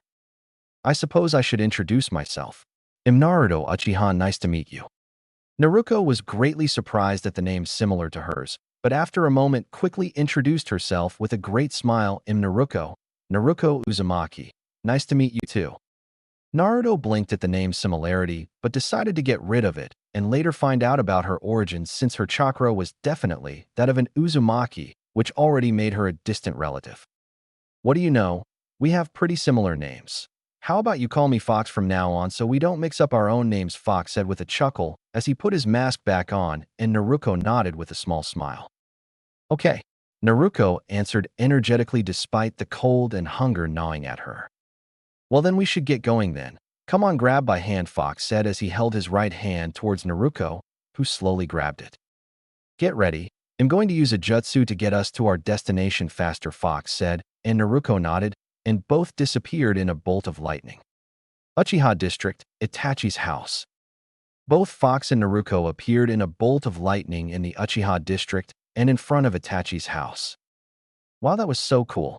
How did you do that?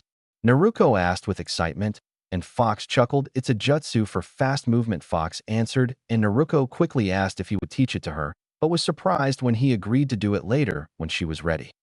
Both Fox and Naruko entered the house and were greeted by Mikoto, who was surprised at seeing Naruko, and later after Fox explained the situation in private to her, she smiled warmly at him and told him that ask whenever he needed help.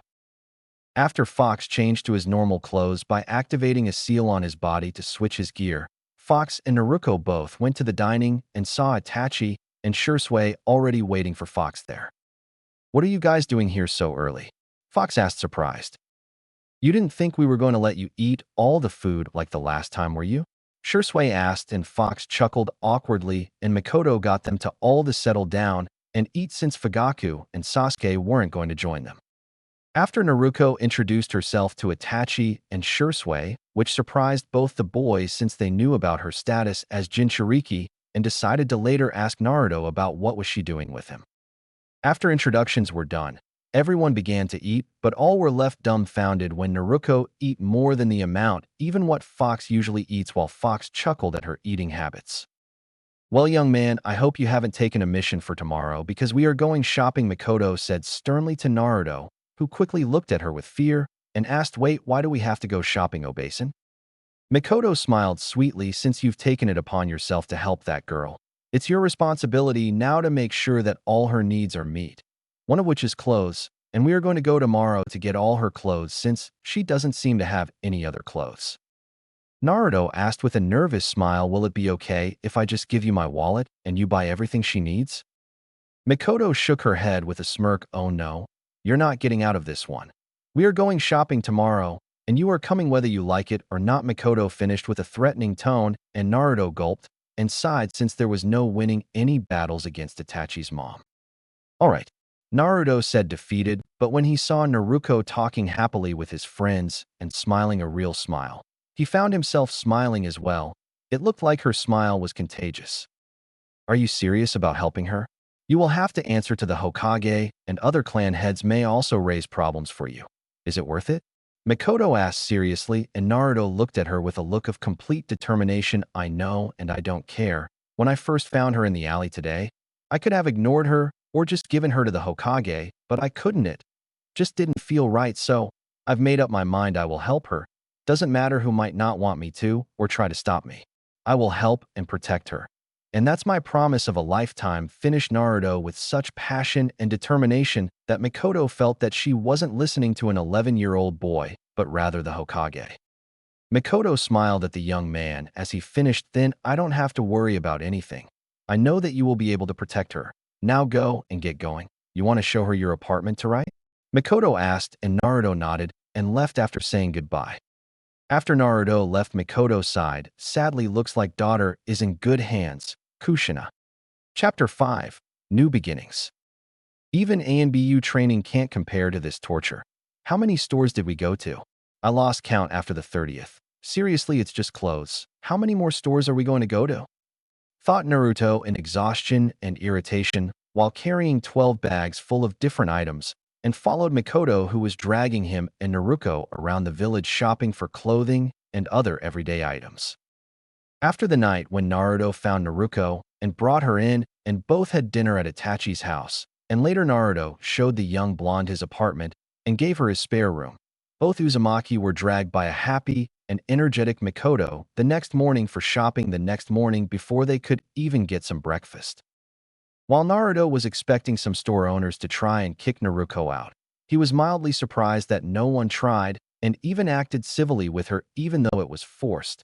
He suspected that the respect and restraint was either due to Mikoto being the wife of the Uchiha clan head or his fearsome reputation, which he got for his extremely brutal and quick kills. Seriously, he did not rip off his enemy's spinal cords for fun. That was a one-time thing. Alright Naruto, good news. We only have pajamas left to buy, and then we can go home, so cheer up. Mikoto said after seeing the irritated and exhausted state of the young ANBU, and decided to finish her shopping spree for today. Thank God, yelled Naruto in his head, but simply responded with a take your time to Mikoto and Naruko with a smile, which made both the females happy.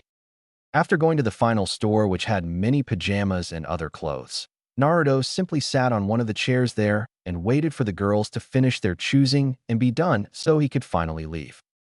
Alright, try this one on Naruko-kun and show me how it looks, said Mikoto. Said she handed Naruko a pair of pajamas and shoved her inside a changing room. After changing, Naruko came out, and Mikoto squealed at the sight of her clothes and took her in front of Naruto. What do you think, Naruto-kun? Doesn't she look absolutely adorable? Asked a giddy Mikoto as she looked at Naruto for his response.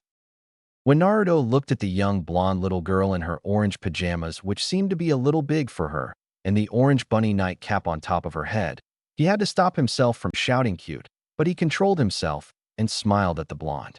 You look really cute in that, Naruko, but do you like it? Naruko blushed at compliment, while whenever Mikoto praised or complimented her, she felt happy or proud, but it was completely different whenever her savior would do it.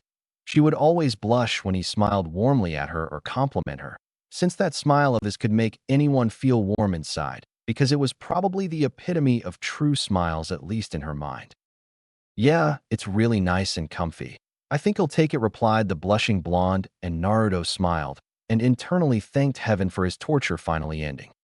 Alright then, looks like our shopping for today is done, said a happy Mikoto, and the three left for the Uchiha clan after paying for the clothes. Later. So are you in the mood for some fried rice with chicken and some fish? Asked Naruto as he slightly turned to look at Naruko, who changed from her rags and was now wearing short blue jeans that reached her knees and a dark red t-shirt with a blue star design on the front of the shirt. Yeah, do you need any help with anything? Asked Naruko as she looked at the young ANBU cooking with a white cook apron on.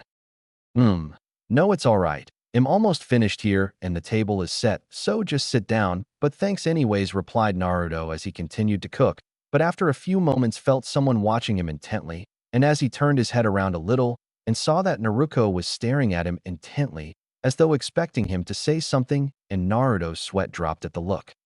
Yep, it's official, every female wants a compliment after they get new clothes, even 5-year-olds. Well, at least I learned one new thing about the female gender, that they love clothes and getting showered with praises for their looks. Meh, at least she does look a little cute in those clothes, thought the sweat dropping ANBU as he looked at the young blonde, silently demanding a statement from him. Oh, nice clothes, Naruko. They look good on you, and red suits you, said the ANBU, and further sweat dropped as the young blonde smiled and turned around and started to pass the time with her chopsticks. Having nice things said to feels nice. I wish others treated me this kindly, thought the depressed young blonde, since everyone around the village either glared at her or ignored her. She couldn't remember anyone praising her. Hell, she doesn't remember anyone even smiling at her. Her savior, his friends, and Makoto were the first people to treat her normally and kindly. She didn't know if she just liked being praised generally or it was because her savior did it, but she felt like someone important whenever he would do it. Later, after having lunch, Naruto decided to give his blonde guest a tour around the Uchiha district so that she may know her way around, and proceeded to show her around.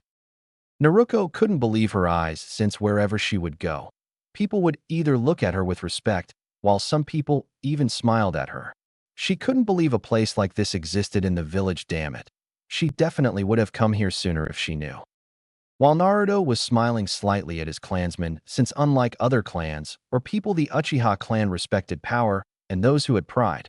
While the young blonde doesn't necessarily have her own power per se, she does have the ability to hold the QB, and that earns her respect among his clan, while others sympathize with her since they already know the truth and aren't ignorant.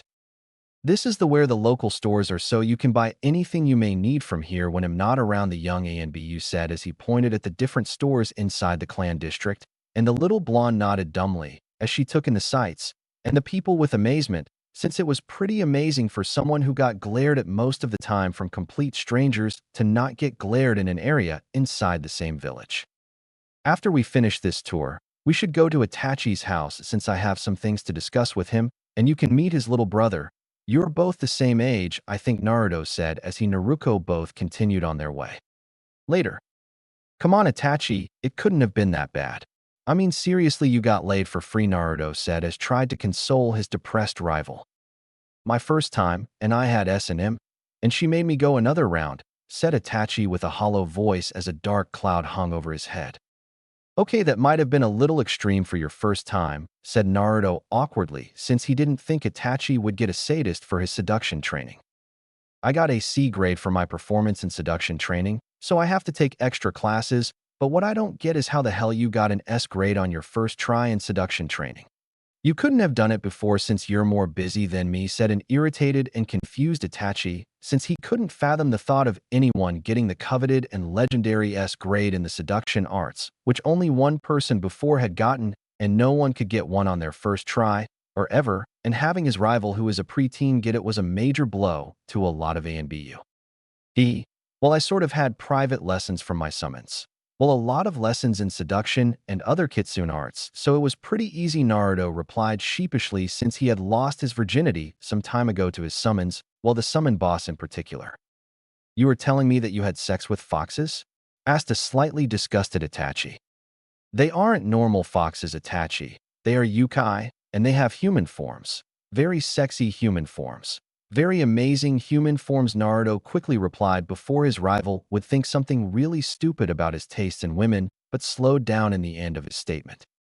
You're drooling, Naruto, Itachi said with a deadpan, and internally couldn't believe his rival's luck, since Naruto was never easily impressed with anything, and if his fox summons were that good-looking in human form, then they must definitely amazing.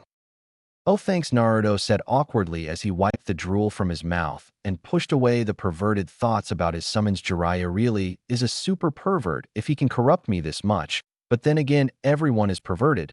Most just hide it better, thought Naruto about his perverted but strong Fuinjutsu teacher.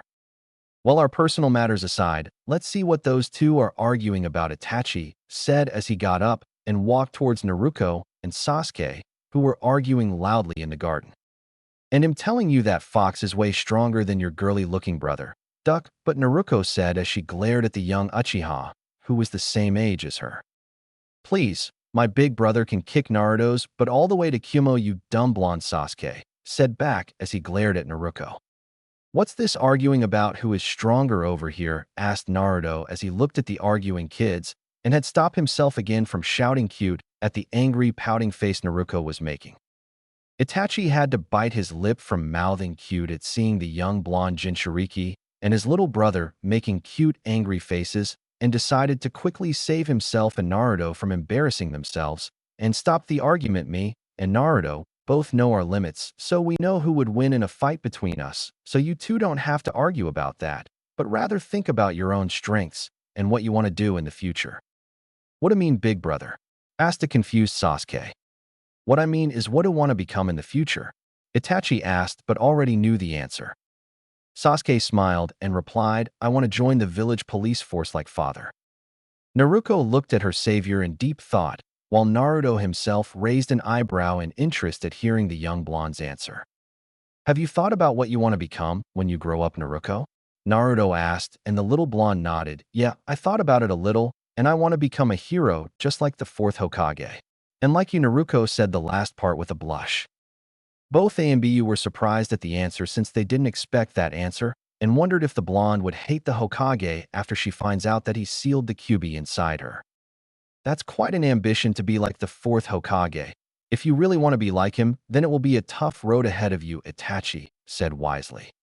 But don't worry, I'm sure you can even surpass the fourth if you work hard, and it'll help you whenever you need it, Naruto assured with a smile, and was rewarded with a blush and thank you from the blonde. But it's not fair that we can only go to the academy when we're 7. Both you and Naruto attended the academy when you were just 4, big brother, Sasuke said with a pout. That's because there haven't been any threat of war between the major nations in the recent years, so the Hokage decided to increase the age requirement so kids can enjoy their childhood more, and so that most adult ninja don't become too mentally unstable in the future, Naruto said, and Sasuke mouthed about not being fair, while Naruko murmured about stupid, crazy ninja. Like you're one to talk, Naruto. You're already crazy, even if it's a little. Spinal cords off, thought Itachi with a deadpan.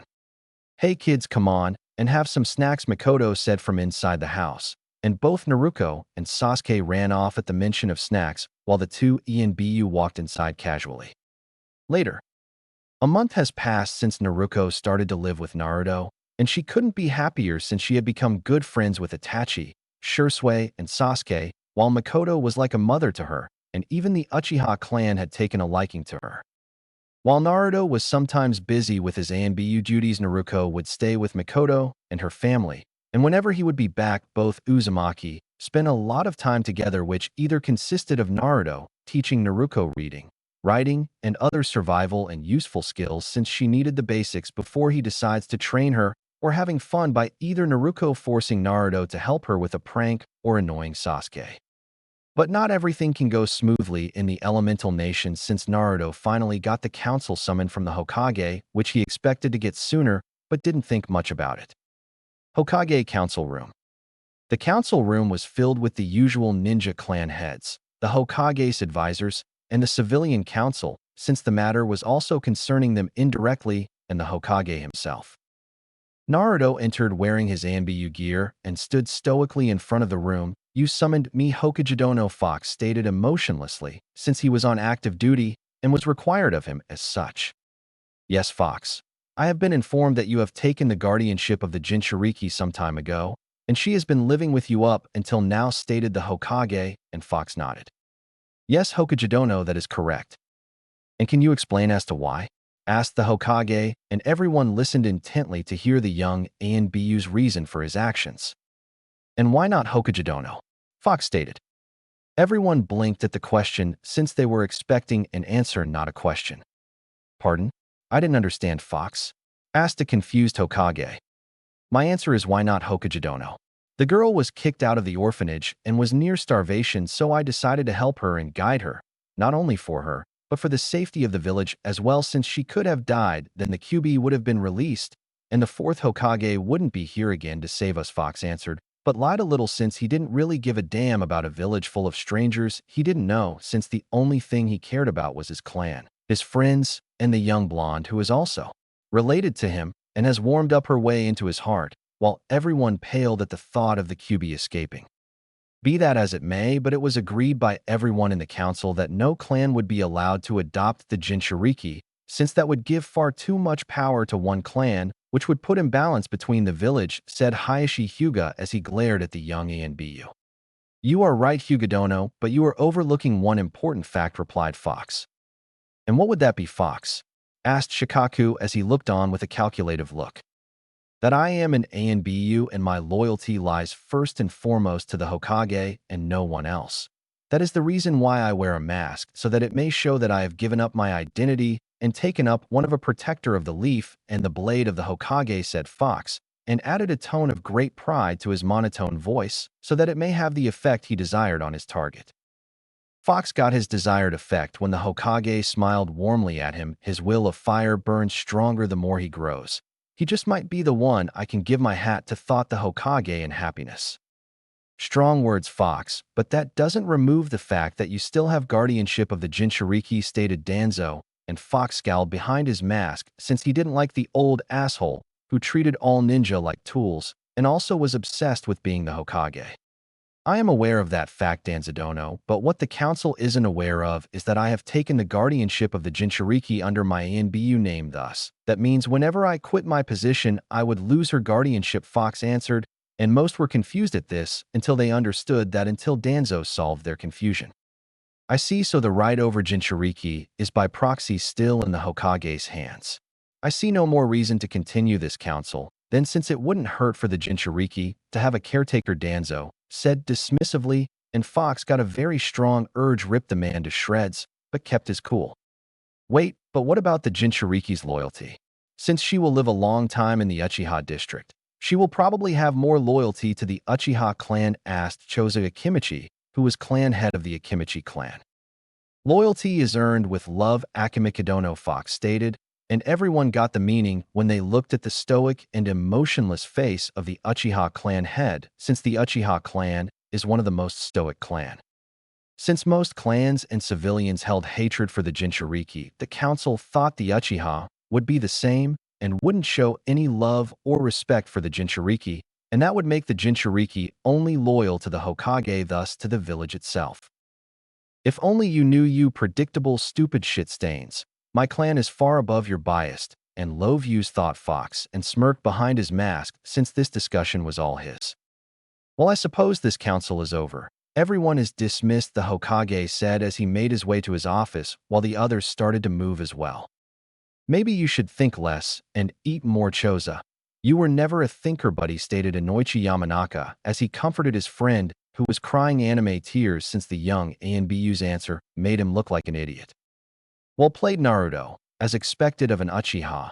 Win with absolute power, thought Fugaku with pride, and nodded towards Fox, who nodded back and disappeared in a bolt of lightning. Hokage's office. What do you think, Jiraiya?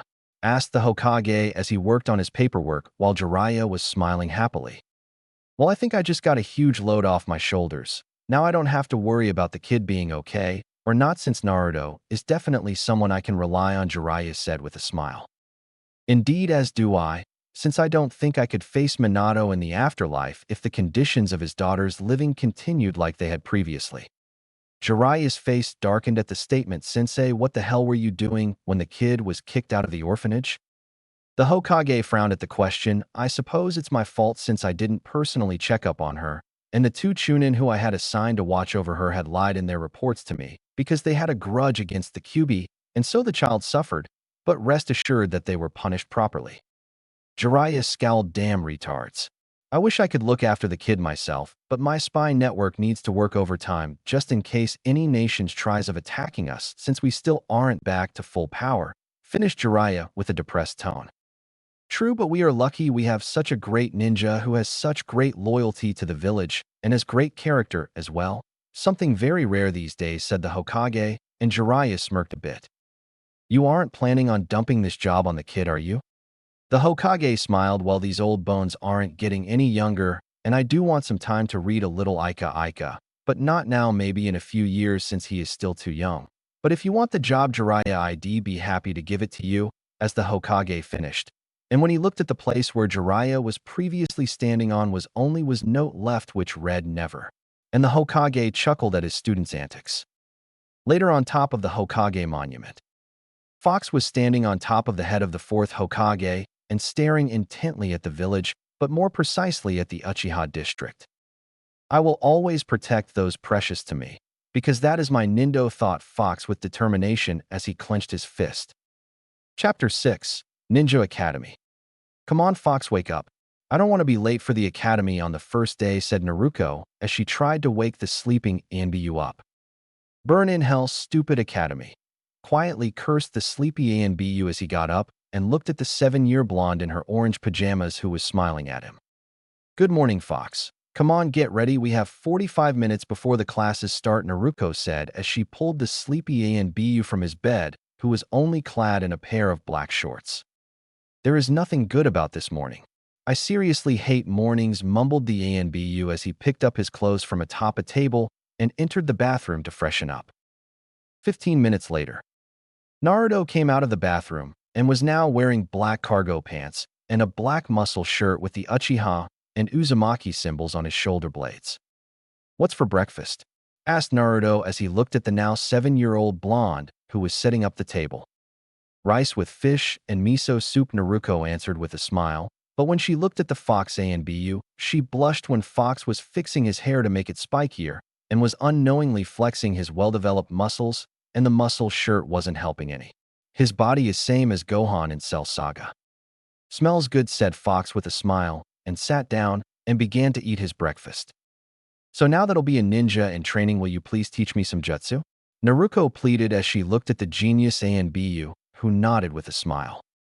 "I guess so, since it's about time we started, but we will still mainly focus on chakra control," Fox said, and smirked a bit when Naruko groaned, But chakra control is so boring. Tree walking just isn't that awesome after you master it," Naruko finished with a huff. "Most people would kill to have the chakra reserves you have, just so you know," Fox stated, and Naruko puffed up her cheeks. "I know, but it's not fair that you have even more chakra than me, and you have perfect control. Not everyone can be as awesome as me, you know," Fox said with a smirk and smiled when the young blonde pouted.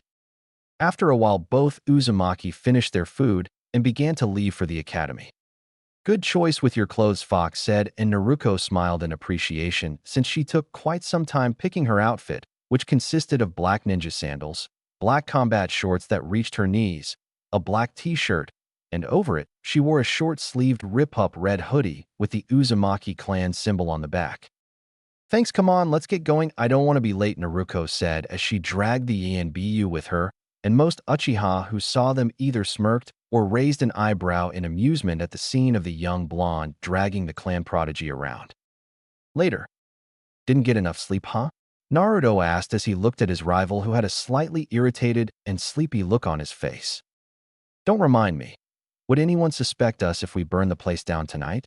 Itachi asked, sounding quite serious since he had to wake up quite early because Sasuke kept on bothering him and he didn't get enough sleep, which was a busy ANBU's best friend, and Naruto chuckled at his friend's anger at being denied sleep. "They might not find out it was us, but then Naruko and Sasuke will whine about there not being an academy for months, and I'd rather not deal with that," Naruto said, and Itachi sighed at his predicament since Sasuke would definitely whine about it. "So how is your training with Naruko progressing?" Itachi asked in interest since his rival had started to teach taijutsu and chakra control to the young blonde a year ago, and he was interested in finding out how much she has learned. "It's going good, I guess. She's pretty talented in taijutsu, but her chakra control is going pretty slow," Naruto said with a sigh, and Itachi nodded in understating. "I'm guessing it's due to that," Itachi said quietly, and Naruto nodded. "She definitely is talented, though I'm looking forward to seeing how good she will be in ninjutsu and fuinjutsu," Naruto said with excitement and anticipation clear in his eyes, and Itachi raised an eyebrow in amusement. "Oh, is it because of her reserves and Uzumaki heritage that will make her exceptional in those fields, or is it because they are your favorites?" Itachi asked. "A little of both, though I still haven't decided on which jutsu to start with her since the academy can teach her the basic 3, So I won't waste my time with that, Naruto answered and wondered at the same time. Why not teach her your famous flash step? I'm sure she would love the jutsu, Itachi suggested, but got a bad feeling when Naruto smirked slyly. You want me to teach the jutsu that can help her outrun a lot of people, huh? Well, it is a battle-oriented body flicker, and it would be helpful if she knew the technique, Itachi answered in slight confusion. Let me tell you why I don't want her to know that technique just yet, Itachi. Tell me, what can you do if you have the flash step? I can move extremely fast, avoid detection, and kill my enemies faster, Itachi answered the technical ANBU way. Right, that's what we ANBU would use it for, but what will a natural prankster like Naruko do with it? Naruto asked and smirked when he saw Itachi pale a little. She could literally get away with almost any prank. Itachi said, a little horrified since Naruko's pranks were extremely elaborate, and some could even be used by ANBU if you replace the water balloons and other harmless items with pointy and sharp kunai. Sometimes I wish you never created that jutsu, Naruto, Itachi said with exasperation at his rival's genius when it came to creating jutsu. Come on, it helped to save your and Shisui's asses when we were younger, Naruto said with a smile, and Itachi nodded. Good times. I remember when we used to go for team kills. Those were such good times, Itachi said with nostalgia. You're sounding like an old man already, Itachi, Naruto said with a smirk. With the shit we had to go through as ANBU, and still do, I wouldn't be surprised if we get gray hair when we reach our 20s, Itachi said with a deadpan. Ah, come on, Itachi, you're such a downer. Only you would enjoy being surrounded by dozens of enemy ninja in their territory, Naruto, Itachi said with a shake of his head, and Naruto smirked. The two ANBU's conversation would have continued if not interrupted by the two young ninja in training. Hey, big brother, we're off since the academy is about to start, Sasuke said as he approached Itachi and Naruto. See you after the academy, Fox, Naruko said with a smile, and Naruto returned it with his own. Good luck, Naruko, and you too, Sasuke, though I doubt you two would need it, Naruto said, and both the ninja in training smiled in pride at being praised by the genius ANBU. And pay attention in class. I've heard that they have changed the academy curriculum from the time we were there, so there might be new things you two can learn, Itachi said. Both Sasuke and Naruko nodded. We have to get going, so see you two later, and I'll pick you up when the academy finishes, Naruko. After that, the four said their goodbyes and went their own ways. Later. So how was the academy today? Naruto asked as they were walking towards the Uchiha district along with Itachi and Sasuke. Boring. All we learned today was stupid history and what we will be learning later. And did you know that girls have to learn flowering arranging? Naruko asked in irritation at the low standard of the academy. Haha, lame. Sasuke said from Itachi's back since he was giving him a piggyback ride. Shut up, Onaikan lover. Naruko said in irritation since boys didn't have to learn how to arrange flowers and other crappy useless things. What, I'm not an Onaikan lover. Sasuke shot back in anger and embarrassment. Whatever helps you sleep at night, Onaikan, or is it your Onaikan?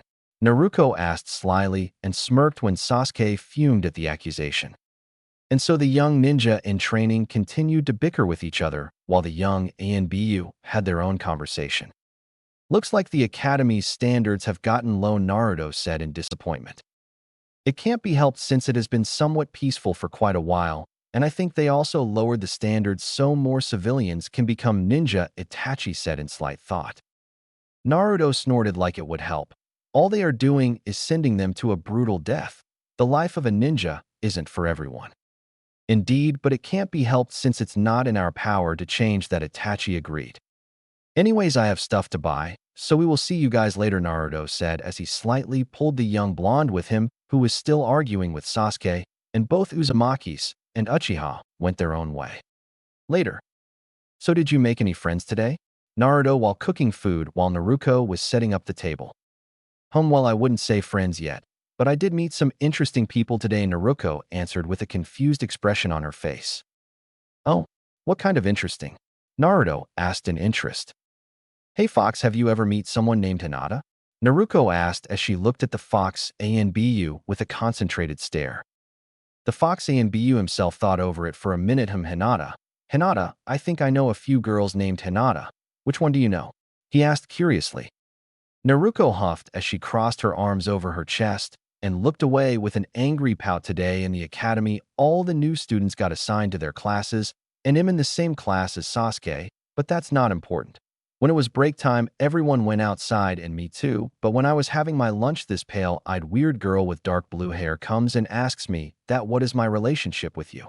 Naruko finished, and as she looked at the curious ANBU who motioned for her to continue. Naruko blushed a bit before she continued to told her that we are family, and we live together, Naruko said, and looked at Naruto, who smiled. Well, what she say after that? He asked, getting interested in where this was going. She glares at me and tells me I'm not worthy or something and to stay away from you. Naruko said with rage fully visible on her cute face, and the ANBU sighed as he remembered who she was talking about. So what did you do? I told her that it wasn't any of her business and that she was weird. After that, she just glares at me even more and walks away saying I'm her rival or something. Naruko finished with a huff and looked at Naruto for an explanation. Naruto himself rubbed the back of his neck in amusement. I guess I know who you're talking about. I met her a year ago. Well, more like I saved her a year ago, Naruto explained. Flashback. Fox, fully clad in his ANBU gear, sighed as he silently followed the Kumo ambassador through the shadows. I knew something was up with this treaty. It was too easily made. Good thing I decided to keep an eye on these guys, and I was right again since these guys want to be a Kugen, apparently, thought Fox tiredly, since he really didn't like the pathetic attempts of kidnapping from the Kumo ninja. After the Kumo ninja leader kidnapped the Hyuga heiress, they quickly made their way to get out of the village, and Fox followed them, since fighting inside the village will not only cause collateral damage, but Kumo can also accuse them of attacking their ninja. So when he gets them in the forest where they aren't supposed to be and capture them alive, then it will politically help Konoha when the time comes for Kumo to pay compensation for attempted kidnapping and making a false alliance.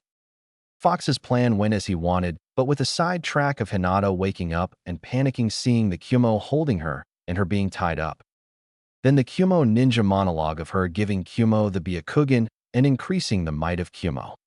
The little girl was near hysterics about being taken away from home and used as a slave, but thankfully Fox decided that the time to intervene was perfect, and he quickly knocked out the Kumo ninja and saved the heiress. Fox made shadow clones and took the tied-up Kumo ninja back to the village, and he himself picked up and calmed down the crying girl. After they got back to the village, Fox took the little girl back to her clan compound. He also noted that when he refused to show the girl his face, she used her Byakugan to look at his face and blushed when she saw his face. Great, not another admirer though, Fox with a sigh as he handed the blushing girl to her father and disappeared away in a bolt of lightning, while making a mental note to make seals that would hide his identity from the Byakugan. Flashback end. That's pretty much it, and the Hyuga were very grateful to me too, since I saved them from having to give a clan member to Kumo if any of their ninja were killed, which I'm sure would have happened if any Hyuga had found them. Naruto finished and looked at Naruko, who had a thoughtful expression on her face. So you're her hero? I don't see why she would want me to stay away from you because of that, Naruko asked, confused. Naruto sighed. It's more like she has a crush on me since I saved her. Naruko frowned at that. I'm not going to let that weirdo get close to you. Who knows what she would do to you? Besides, you deserve someone better. Naruko finished at the end of her statement with a blush. Naruto smirked seeing the blush. And who do you think is good enough for me, Naruko-kun? Naruto asked teasingly, since he was aware that the young blonde had developed a crush on him as well, but didn't really know her feelings yet. He found it cute, but didn't think much about it since it was only a childhood crush. If only you knew, Naruto. Well, you deserve someone smart, pretty, strong, and who would stay with you forever. Naruko stuttered since she really didn't know what to say to that, but the only thing she was sure of was that the ANBU definitely deserved the best person out there for him. Really now? Will you help me find her then? Naruto asked with a teasing smile and smirked seeing the young blonde blushing up a storm. Of course, Naruko answered, and Naruto smiled at the cute display and felt happy knowing he had someone who cared deeply for him, and it only strengthened his determination to protect her even more. Later. Fire release. Great fireball jutsu. Naruko said as she fired a fireball the size of a small house at the lake in front of her and watched as her jutsu soared forward and hit the lake, making a large amount of steam. How? Sasuke asked, amazed with his mouth agape, seeing the giant fireball, since it was easily 10 times larger than his own. Hee, how do you like that, Aonikon? Naruko asked with a smirk, seeing her rival's face. Sasuke couldn't give a comeback at the jab at his sexuality since he couldn't believe the phenomenon in front of him, since it had been 5 months since the academy started and he had learned his first fire jutsu from his father a month ago and was proud of himself for being able to master it to a degree, but his rival had easily mastered the same jutsu and hers was 10 times larger than his own, and he felt his pride hurt a little at the fact. How did you do that? Sasuke asked, amazed and a little envious. Naruko giggled. Fox taught me how, and before you ask, why is my jutsu bigger? Well, it's because my jutsu is a little modified than the original, and I added a lot of chakra to make it bigger, answered Naruko, and Sasuke frowned. But I added a lot of chakra too, Sasuke replied. I have a lot more chakra than you, Sasuke. But Sasuke would have continued if Naruko didn't interrupt him. Now, Sasuke, don't feel bad. Not everyone can be as awesome as me, Naruko said with a smirk, and both ninja in training continued to argue about their jutsu. A little distance away from them, hidden in the trees, were Naruto and Itachi, and both were smiling, seeing the rivalry forming. Looks like Naruko is picking up a few things from you. I wonder if that's a good thing or bad, Itachi said with a small smile. Definitely better than picking up any of your traits, Ototokan, Naruto said with a smirk, and Itachi glared at him. I don't sexually like my little brother, Naruto, Itachi said seriously, and Naruto mentally patted himself on the back again for annoying Itachi. Whatever helps you sleep at night, Itachi, Naruto said dismissively as he made his way back home, seeing that the young blonde would be finished with her training soon, and it was about time he started cooking lunch since it was his turn. Sometimes you are very annoying, Naruto, Itachi said, irritated at the fact that his rival could annoy him so easily. The rivals would have continued on their way if Shisui and his ANBU gear didn't body flicker near them. Hey guys, there is a clan meeting in an hour, and you both need to attend, Shisui said seriously, and both Naruto and Itachi understood by his tone that it was something important. Wonder what it's about? Naruto wondered. Chapter 7. Decisions, Loyalties, and Conclusion. Good, now that everyone is here, we can begin, said Fugaka seriously as he looked at everyone in the room. This must be pretty serious if we're using the secret meeting room, and all the elders, Jonin, and important figures of the clan are here, Naruto thought with a frown, since he couldn't think of any important matter that might have needed the meeting. Now then, I believe this matter can't be ignored any longer, so let us start, said one of the elders of the clan. Fugaka nodded yes, but first, since not all the members are completely aware of the situation, we should begin from the beginning. True. As everyone knows, ever since the founding of the village by the Uchiha and Senju clan, there has always been tension between our clan and the village. This over time has barely decreased. Even though the Senju have almost died out, there is still unresolved tension, which is due to the students of the Senju, explained another elder with slight pause as he looked at everyone to see that they understand. Naruto frowned and asked, by the students of the Senju, you mean the third Hokage and the council elders?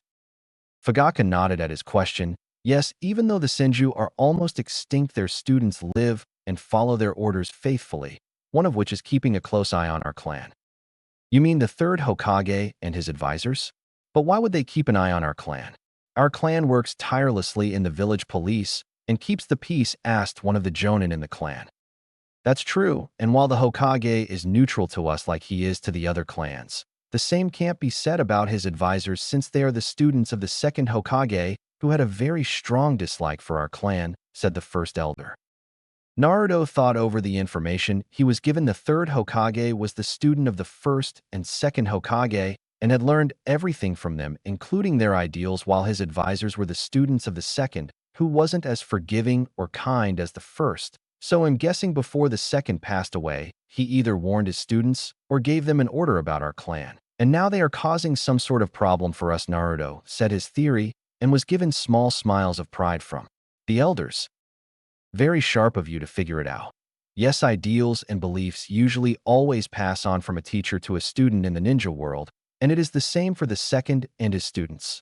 Sadly, his beliefs were that our clan is nothing more than a bunch of stealing and backstabbing people, and his students believe the same, and are weary of us, explained an elder as she looked at Naruto with pride. But why are they so cautious of us? We haven't done anything wrong, asked one of the Jonin. They fear that we may overthrow them from their power, and according to their sensei, we will bring war to the entire elemental nations should we gain political power, explained another elder. One of the Jonin snorted like they have been real peacekeepers. The Hokage will backstab any nation if it can get Konoha stronger, and that Danzo, well, don't me started on that guy. He has no pride, honor, or power and trains mindless drones to do his dirty work and protect Konoha. The Jonin finished with the emphasis on the protect word, since only very few high-tier ninja knew what Danzo actually did was to further his own ambitions. Naruto frowned slightly at what the elder said. Stealing? True, while our Sharingan can copy jutsu, and people may call it stealing, but I don't see why anyone would care about stealing from someone who wants to kill them, and no one from Konoha has the right to call us thieves since, after all, 85% of all the jutsu, including the Tai, Nin, Jin, and Kenjutsu of the village jutsu vault, was made by our clan, who copied them from hundreds of different enemies. And yet very few even use them, since the clan ninja rely mostly on their clan techniques, while the normal ninja mainly use what is passed on to them. Truly a waste, and the council wonders why so many ninja die from our village. Naruto finished, and most of his clansmen were either puffing their chest in pride in case of the Jonin, while the elders simply smiled slightly. Yes, while the arrogance and ignorance of the council and regular ninja aside, we must get to the main topic of this meeting, said one elder as he looked at Fugaku, who nodded. You all have been summoned to discuss something very serious in regards to our clan, seeing as how there is very little chance of an Uchiha gaining political power due to the interference of the Hokage and elders, and the way that this village is headed with its arrogance of being the strongest village. We do not foresee a good future for the village or our clan if this goes on so. The elders and I have discussed this for quite some time and have decided that it must be done for the future of our clan and the village. We must stage a coup d'etat. Fugaku finished gravely, and most of the clansmen who weren't aware of the plan eyes widened in surprise. Naruto was the first one to get over his surprise, but wouldn't that cause a civil war? And if word gets out, then there might even be another world war. Fugaku nodded in agreement. While I agree that the chances of that happening are high, but that would happen if there is a civil war. We have come up with a well-devised plan to quickly take out all the leaders that may oppose us or take command of the ninja against us. And when we take them down, then the populace will follow our command, since there won't be anyone to follow, thus no chance of a civil war happening. So it's just our clan versus the entire ninja population of the village? Naruto asked, a little worried since he and his friends could take care of themselves, but the same couldn't be said about his clansmen against thousands of ninjas. Fugaku nodded grimly. Yes, it would seem that way, because the Hyuga would love to do nothing better than dispose of our clan and become the strongest clan of Konoha. The Inuzuka don't trust us much, while the Nara and Aburame are too afraid to do anything, and the Akimichi are too stupid without the Nara and Yamanaka to be useful. But nonetheless, even with these odds, our clan will succeed, because there is a reason why our clan is called the strongest clan of Konoha. Fugaku explained, and Naruto sighed in annoyance and understanding that every clan were looking to become number one, and should the Uchiha fall, then it will give the other clans a lot more prestige and power, which was more than enough good reason for them to not interfere and let things play out without risking their own ninja. Murmurs rang out as the Jonin quietly discussed the information, and Naruto looked at Itachi and Shisui, who both had expressionless faces on. I wonder what they think about this. Though if we plan this right, and with me and them, we could pull this off. Naruto, though, as he himself processed the information. Fugaku coughed lightly to get everyone's attention now. Then in order to carry out our mission, we will need time, information, and perfect coordination between us so that we may succeed. And as for the information, we have Itachi and Shisui acting as our spies in the ANBU ranks so that we may know how to handle the ANBU and their patrols. Naruto raised an eyebrow in surprise at the statement, since he didn't know about it, and that he wasn't chosen to do it.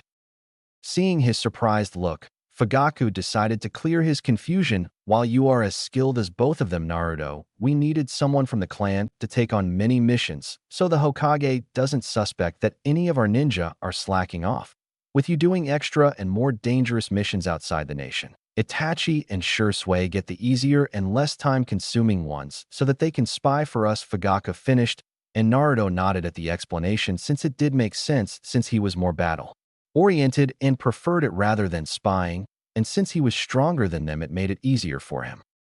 Alright, let us start off with the duties each of you will have. Fugaka started, and everyone paid attention as to what job they will get since they didn't want to screw up on something so important. Later, reports said the Hokage seriously as he looked at the two young ANBU in front of him. The Uchiha clan have decided to stage a coup d'etat, and it will commence in 10 months' time, said Itachi emotionlessly and in a monotone voice as he kneeled in front of the Hokage in his full ANBU gear and with Shisui beside him. The Hokage sighed and rubbed his forehead to ease some stress from the bad news he is given.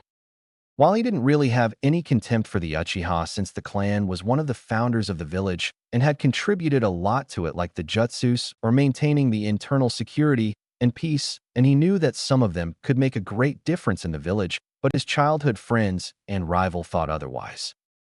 The second Hokage wasn't a fan of the Uchiha clan, and that was putting it extremely mildly since he really hated and feared the clan because almost all of them had a great and dangerous potential in them.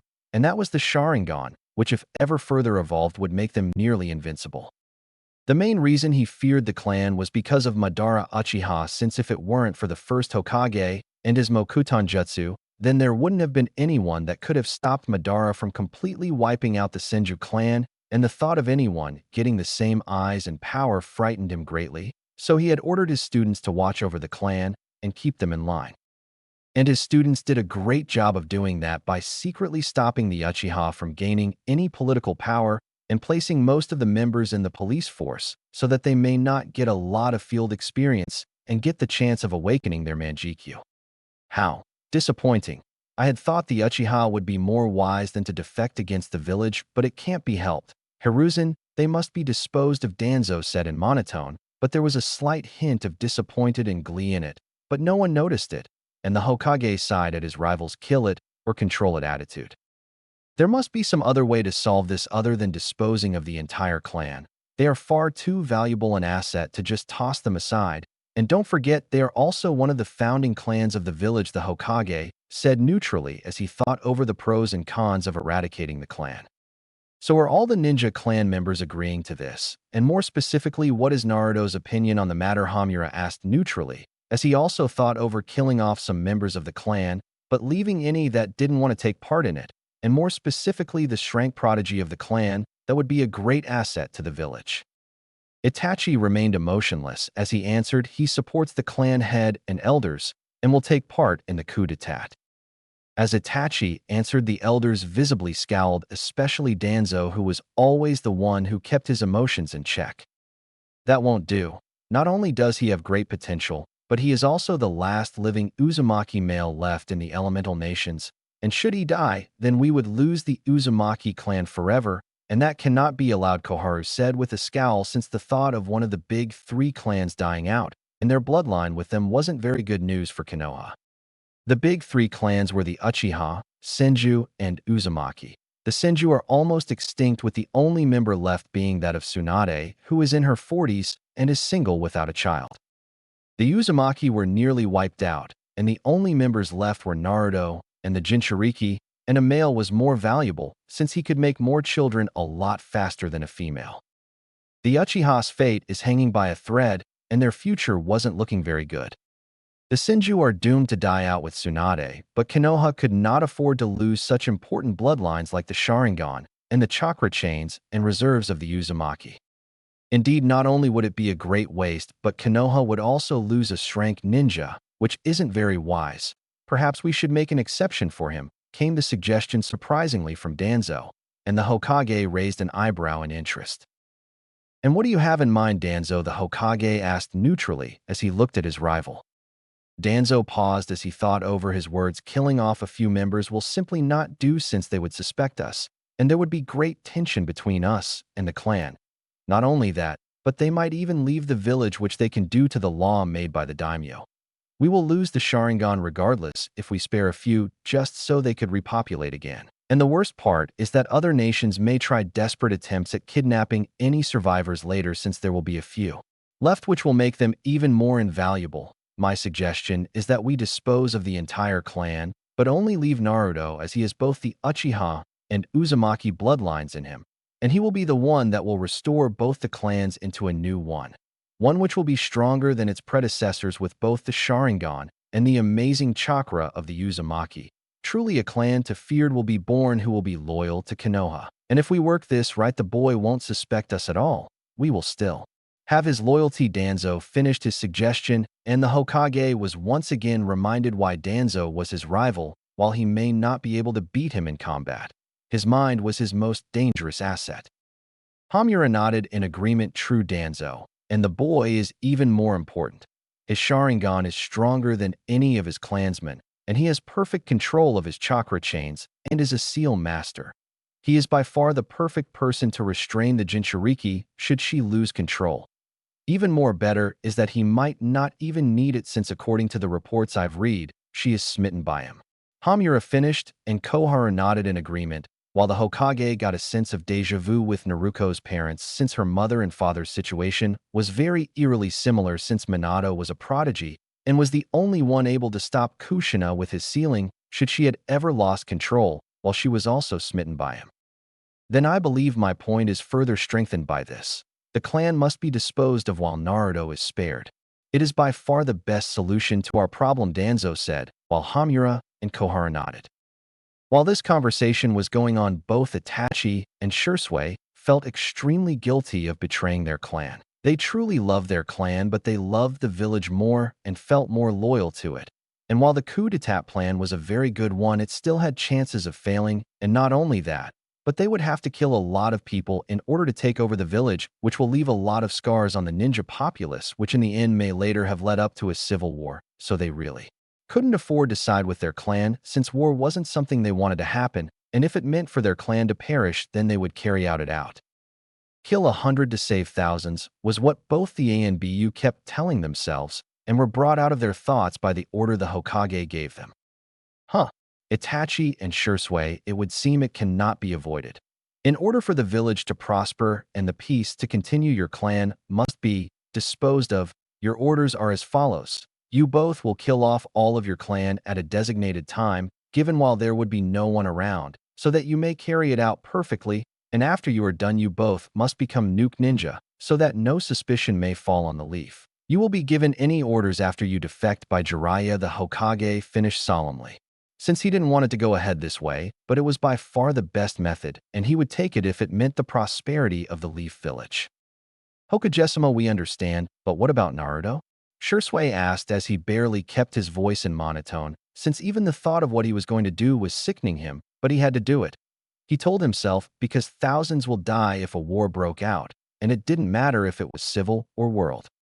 We have plenty of time till the coup d'etat, so until then we can come up with a perfect timing so that you may carry out your mission, and I will send off Naruto on a mission outside the village so that he doesn't interfere, Hokage said, and he almost sounded apologetic. We understand, Shisui said lowly. Hokage-sama, I have a request, Itachi suddenly said, and the Hokage and elders raised eyebrows in interest, since Itachi never really asked or complained about anything.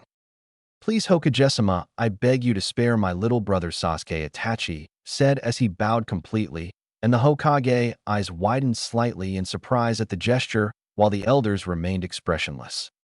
That is quite the request, Itachi, but will he remain loyal and stable after you defect, since losing your clan and family isn't something a child can go through without some form of trauma? The Hokage said, unsure, since he didn't think Itachi would request something like that. Yes, sir. He will still have Naruto, and I firmly believe that Naruto can keep him from being consumed by darkness, Itachi replied, and the Hokage sighed as he thought over the pros and cons of sparing the boy. After a few antagonizing moments of silence, the Hokage finally replied, very well, Itachi, your little brother will be spared. Itachi internally sighed a breath of relief, since he knew he wouldn't be able to kill his little brother, and hoped that Naruto would look after his brother. Are your orders understood? The Hokage asked seriously after a few moments, and both ANBU responded with silent nods. Later. What's gotten you in such a good mood? I thought you hated the academy since it was boring, Naruto asked as he walked towards the Uchiha compound. Well, nothing. Naruko replied mischievously as walked next to the ANBU with a winning smirk on her face. Naruto looked at Sasuke, who was walking along with them, and was smirking slightly all the way, and decided to answer Naruto when he gave him a confused look. "There's this Hyuga girl in our class who pissed her off, and well, she got pranked," Sasuke said, and continued as Naruto looked uninterested. "I don't know the whole deal, but Naruko set up a pretty good tripwire trap for her, so when she went to her usual spot to eat during lunch, she stepped on the trap and got pulled up by the rope at the ankles and was paint-bombed with bright orange paint, and a stamp hit her on the forehead that said him a pervert. And funny thing, even though she accused Naruko of doing it, she couldn't prove, and Blondie here got away scot-free, and the Hyuga girl was fuming," Sasuke said, and Naruto chuckled at the misfortune of one of Naruko's victims. "It was a good thing she never pranked him, since she always sets up the prank so stealthily that it escapes, even in normal ninja senses." "So want to tell me why you pranked her?" Naruto asked with a smirk, since he was interested in what did the girl do that warranted her a prank from Naruko. "The girl is pervert, and I hate perverts," Naruko replied with a huff as she turned away, blushing slightly, and Naruto raised an eyebrow in curiosity. "Don't you mean you got pissed that she was checking Naruto out with her Byakugan and was drooling like a dog, so you decided to teach her a lesson?" Sasuke said with a smirk to his rival, who looked at him with her face red as a tomato from embarrassment, but her expression was furious. "You are so dead, you Anakan," Naruko said dangerously, and Sasuke gulped with fear, since the look in her eyes said that he was about to be her next victim. Meanwhile, Naruto chuckled at their antics and the young blonde's crush on him, and was slightly disturbed by the fact Hinata was using her Byakugan on him. "Damn, now I have to make seals that hides my body from the Byakugan, and no wonder those Hyuga ANBU girls always whistled when they looked at me. I wonder if they were using their Byakugan too, but can't tell since they always wore their masks. Come to think of it, then why were the Hyuga guys always angry at me and glared most of the time? Could they? Nah, they'd never use their Byakugan on me." Naruto wondered silently to himself, unaware that a lot of Hyuga girls used their Byakugan on him, while every Hyuga male were jealous of his physical superiority. Then again, a lot of Hyuga males were also a little unstable, sometimes due to their misfortune of encountering a lot of male ninjas and seeing things that should not be seen. Later. "They'll be gone for 3 days, so take care till then, and help Mikatuba-san around the house, would you?" Naruto said in his full ANBU gear except for his mask, as he looked at the young blonde in front of him. "All right, and take care," Naruko said with a smile, and Fox returned it as he wore his mask and waved goodbye towards and disappeared in a bolt of lightning. "Come on, Naruko-kun, I'm going to make some croquette. I could use some help," Makoto said as she entered the house, and Naruko followed. While both the excitable females entered the house, they never noticed the 2 pairs of Sharingan eyes watching the interaction from a tree a few yards away. "Only 3 days left," Itachi said with an almost hollow voice, and Shisui merely nodded. "It's for the best," Shisui finally said as he turned around and walked away. Elsewhere. A cleanup mission to take down the new group of Ronin ninja that are attacking trade caravans on the nation's borders. Too easy, Naruto thought as he moved as a blur through the forest in the dark of the night. I wonder what's up with Itachi and Shisui these days. They haven't really been themselves lately. Could be they're just feeling broody, but I feel like something is definitely wrong. But what? The ANBU thought as continued to ponder about his friend's strange behavior the past months. "I'll see if I can help those 2 brooders if they're in any trouble," Naruto thought with a sigh as continued onto his destination in a bored manner, since the mission probably won't be a challenge just like the usual ones. Later. "Man, those Ronin were pretty boring, but then again, who cares, I still get paid," Naruto thought casually as he made his way towards the Hokage Tower, but slowly stopped as he passed through the Uchiha district. An easy feeling started to form in his gut as he looked towards his clan district, and it made him want to move immediately to see if anything was wrong. Maybe I should check the place out before giving my report. It couldn't hurt to see if everything is fine, Naruto thought as he made his way to his clan district. Uchiha Clan District. The ANBU made his way to the district, roof hopping, and landed on one of the 1-story houses that were in the beginning of the district. He froze as he smelt something. He was far too familiar with blood. Naruto, though, in alert as he jumped off the house and looked at the door of the house. He couldn't hear anything from the entire district, even when he enhanced his senses, and the uneasy feeling in his gut started to turn into dread as he used his sensory skills to check the entire district for anyone in danger or living. He cursed his senses and greatly hoped he was mistaken. Naruto activated his Sharingan behind his mask as he opened the house's door and wasn't surprised to find that the door was unlocked. The ANBU mentally prepared himself as he entered the house and saw a family of 4 dead with their blood painting the floor a deep red. The ANBU had seen death countless times and even killed countless times, and it never bothered him that much since it was a fact of life that people die, and it's either kill or be killed, but the sight of the people in front of him, my people, my clansmen, it really pained him to see the faces of the innocent civilian clansmen dead. His blood-red Sharingan eyes started to spin wildly as they memorized each and every detail of the sight in front of him. The ANBU really wanted to believe this was a really good genjutsu, but his mind wouldn't accept it. The ANBU slowly knelt down and touched the corpse of a small boy, probably 4 years old, dead with his eyes half-lidded. The ANBU closed his eyelids and saw the other Uchiha. 2 parents and 1 daughter, all dead, their eyes empty of life and their bodies bloody. The ANBU noted that they all were killed the same way. It was a kill with a Tonto and ANBU weapon, he noted as he closed their eyelids, and also noted it was a quick kill, the one ANBU use, so the target is taken down as quick as possible. Naruto was slightly happy that at least the family didn't suffer, and they probably didn't even notice they were stabbed before they lost their lives, but his emotions were quickly replaced by a burning rage that was steadily increasing. I need to find out who did this, Naruto thought as he made his way through the district, and his rage increased, and so did new emotions started to form inside him. Fear, despair, sorrow, and self-loathing started to bubble inside his being as he walked through the district and saw the dead bodies of his clansmen everywhere he walked.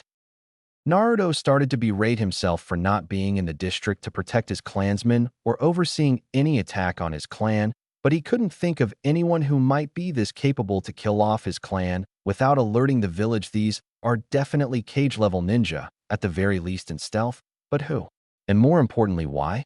He thought since if the village had found out about the coup, then the place would be a complete war zone, which it isn't. There are only 2 living chakra signatures in the district, and they are near, and they should be the only ones to know what happened, Naruto thought as he ran towards the 2 very familiar chakra signatures. Glad you made it on time. Naruto Itachi said emotionlessly with his face blank and his Sharingan active as he stared at Naruto. Itachi, Shisui, what the hell happened here? And what the hell are you 2 doing, just standing there? At least make clones to help someone survive, Naruto said as he stared at his rival and his best friend. He got a very bad feeling as he saw the blank look on their faces as though they lost the ability to feel emotion. There aren't any survivors, and there won't be any since we made sure that everyone is dead, Shisui said as he looked at Naruto with his Sharingan also active. Shock formed on Naruto's face, but it was replaced by pure rage as he glared at the 2 Uchiha in front of him. You're telling me that you 2 did this, kill off our entire clan? Naruto slowly asked with his voice devoid of any emotion, and Itachi knew that they would have to choose their next words carefully. Yes, Itachi replied as he stared blankly at his rival. Why? Naruto asked, but it came out as a whisper, but Itachi heard it nonetheless. Because we wanted to test our power to see just how far up we stand, Itachi replied, and Shisui nodded. There was a moment of silence as the 2 killers stared at their former friend who hadn't moved a single muscle. Itachi noticed that teardrops were falling from his rival's chin, indicating he was crying, but they couldn't see his face since it was hidden by his ANBU mask. You're kidding, right? Do you seriously expect me to believe that you 2 killed off the entire clan just so that you can test your power? If that was the case, then you would have come after me. Not the clan, since we know who is the strongest from the 3 of us, Naruto said as he removed his mask since it got wet from his tears, and he glared at his former friends as tears streamed down his face. Itachi and Shisui cursed their luck and Naruto since they were counting on the fact that he would be too emotionally compromised to think rationally and believe everything they would say. They had to work fast if they wanted to get their goal complete.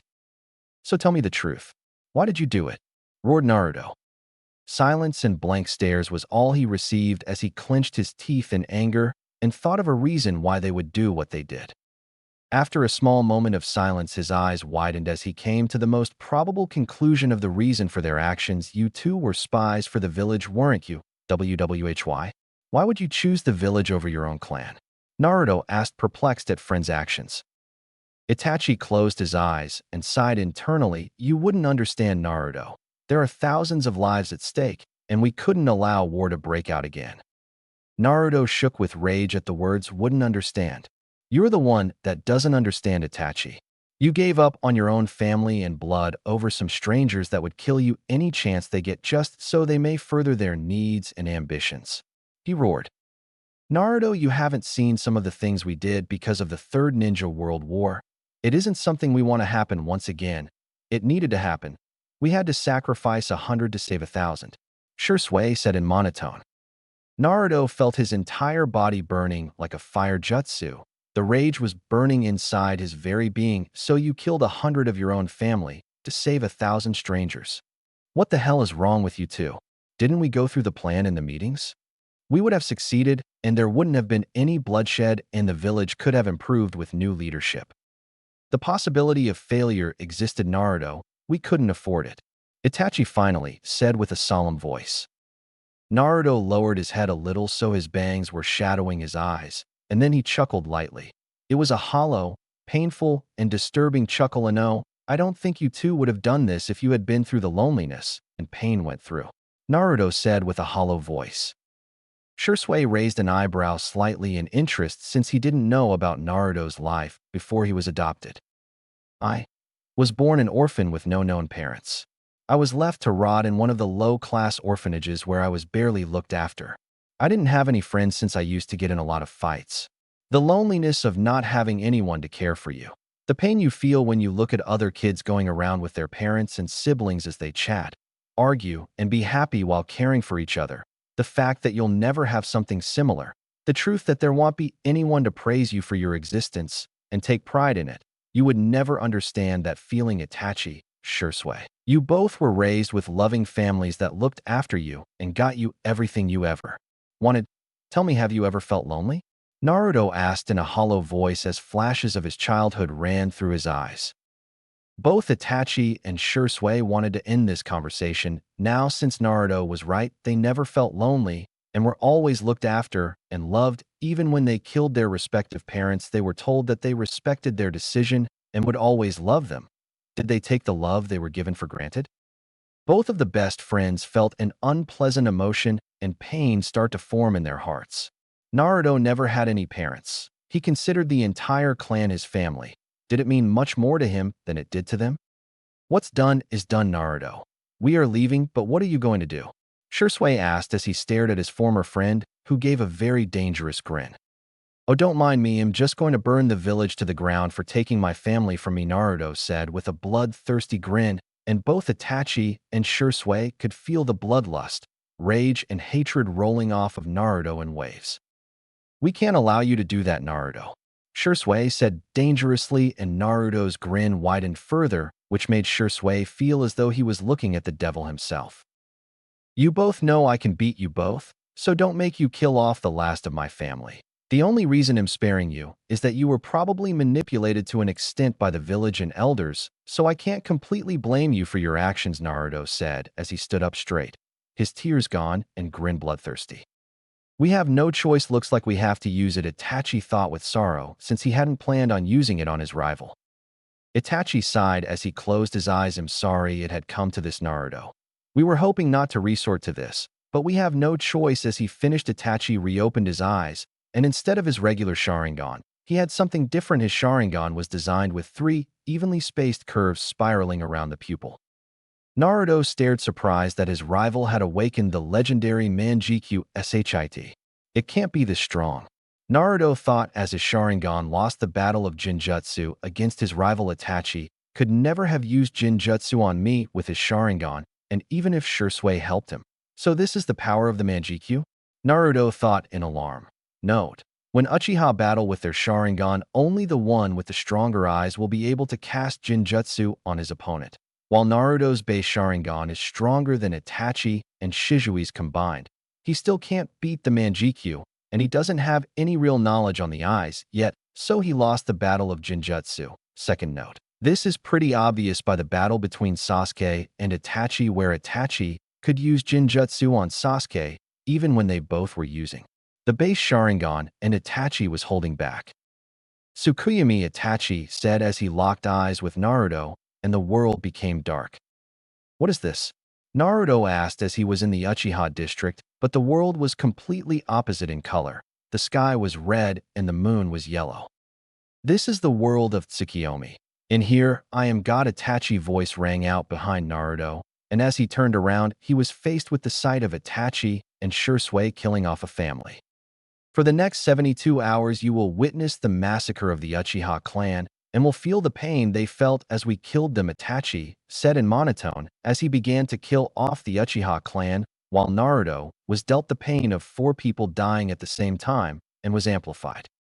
I won't be broken by this, Itachi, Naruto said while taking deep breaths since he could still feel the pain even though it was a Jinjutsu. Then let me make you feel true pain, Naruto, Itachi said, but internally hated himself for what he was about to do next, but it couldn't be avoided. His rival was too strong.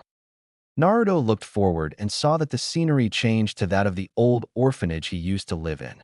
Despair started to course through his veins as he felt something as though he was about to live his true nightmare. You see, Naruto, some time ago I researched about your past before you were adopted, and I was surprised at what I found, Itachi said, and in front of Naruto, a 13-year-old girl with long light brown hair that looked almost blonde with turquoise eyes and a bright smile on her face appeared. She was wearing a pair of dark blue jeans and a white long-sleeved shirt. No, Naruto whispered with despair as he knew what was going to happen next. Naruto's body moved on its own as he drew his tanto and pierced the girl's heart with it.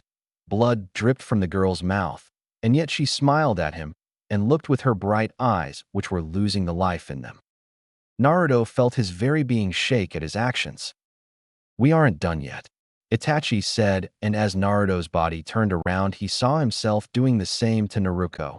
The young blonde smiled sadly at him as her body fell to the ground as he saw himself draw the tanto from her dead body.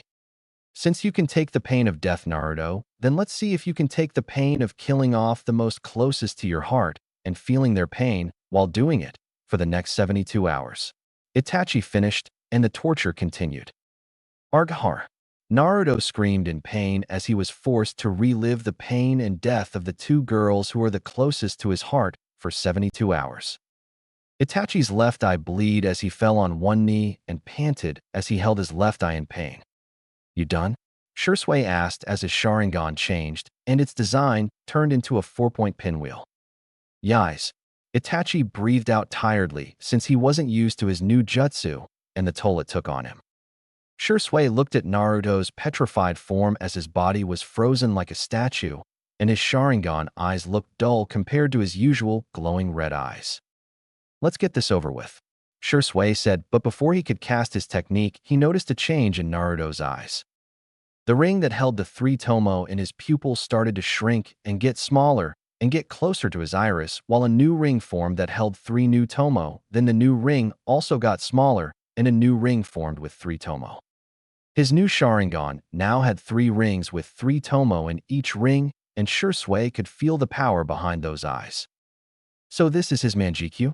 Shisui thought, but was greatly surprised when Naruto's new Sharingan started spinning and the tomo started to change shape and form into 3 evenly spaced curves like Itachi, but between the curves was 3 more bladed curves. It looked like 6 curves, but 3 even while the other 3 bladed and edged. The curves were all evenly balanced, and in between both the 2 even and bladed curve was a tomo. They'll put a link to the picture soon, but till then imagine something akin to Itachi's MS, but with 3 tomo and 3 bladed like curves mixed in. Impossible. How could his Sharingan evolve? And his Manjikyu, its power, it's amazing, I can feel it growing. I have to use my Konoha'S Tsukumi before his Sharingan fights back, Shisui thought hurriedly as he activated his jutsu. Konoha'S Tsukumi, Shisui whispered as he used his ocular power and rewrote his memory. As Shisui finished, Naruto fell to the ground. So were you successful? Itachi said as he slung Shizui's arm over his shoulder and held him upright so that he doesn't fall down. Yeah, I rewrote his memory so that he thinks we killed the clan so that we could gain the Manjikyu and didn't think the clan deserved to live anymore since they were weak. I know that won't work on him either, but I've placed a strong desire on him to not think about it and believe that we did it for that simple reason. This memory is better because he will remember our Manjikyu. So the memory will fit, and he will think we used him as a practice for our power, Shisui said, panting, while keeping his left eye closed shut. Looks like our mission is now complete. We should get going before anyone else shows up, Itachi said as both friends started move towards the village gate. You will be the one who will restore our clan, Naruto, and bring back our honor, Shisui said quietly to himself, but Itachi heard him and internally agreed since in his opinion Naruto was the best choice to lead the clan or their case restore it. Please take care of my little brother Naruto, Itachi internally hoped. With Naruto, what the best friends weren't aware of after they both used their jutsu on Naruto was that he had to go through yet another torture. Flashback. Thud was the sound made as a small 3-year-old boy with black spiky hair and sky blue eyes fell on his ass after trying to climb a tree to get himself an apple from it. Ow, mumbled Naruto as he rubbed his behind and glared at the tree as though it had pushed him down. He was sound of giggles as Naruto turned around and looked at an older girl that looked about 12 years old with long light brown hair that looked blonde in the sun, which reached her lower back, bright turquoise color eyes, and a playful smile on her lips. She was wearing dark blue jeans with a white long-sleeved shirt and brown sandals. Naruto scowled at the older girl and huffed, "What's so funny?" he asked in irritation and slight embarrassment. "Nothing, it's just you look so cute with that pout on your face," she said, giggling, and Naruto glared in irritation. "Am not pouting, and don't you have anything better to do than to laugh at me?" he asked with a scowl. The girl had to stop herself from shouting cute at the sight of the boy scowling, but it only made him look cuter with a bigger pout. "Well, how about I teach you how to climb? You want to get that apple, right? They'll teach you, so can get it anytime," the girl said with a confident smile, and Naruto snorted. First off, why would a girl know how to climb a tree? That's what boys do, and second, why do you want to teach me? There are lots of other kids in the orphanage. The girl's smile faltered a little at the statement, "Why wouldn't I want to help such a cute little boy?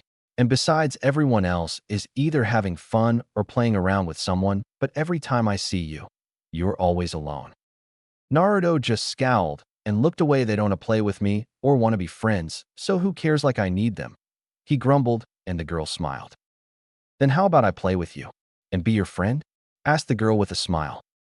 Naruto was taken aback by the question since no one ever genuinely wanted to be friends with him. Why do you want to do that? The girl smiled a beautiful smile, "Because I see a cute little boy that needs help and I want to help him, and besides, isn't it common sense to help someone in trouble when you can?" Naruto nodded dumbly as the girl began to climb up the tree and told him how to do it while climbing. "I'm Naruto, what's your name?" he introduced himself and asked the older girl. The girl smiled at him. "It's Mia, but call me Nason, okay?" The sun blinded his vision as he looked up a tree. When he could see again, he was staring at the dead eyes of the same girl who became his first friend and was like a sister to him. He looked at the corpse for what felt like hours as he held her close to his body. "I'm so sorry, Nason. If only I was stronger, then this wouldn't have happened," cried a younger Naruto as he held the girl's dead body close. "What happened here?" asked an enraged voice as an Uchiha police officer entered the room and was shocked to see a 4-year-old boy holding an older girl close to him. What shocked the police was the blood-red eyes with 3 tomos spinning wildly inside, which glowed as the boy cried, so that large chakra spike was from the boy, concluded the police as he saw the dead body of a non-clan Chunin ninja.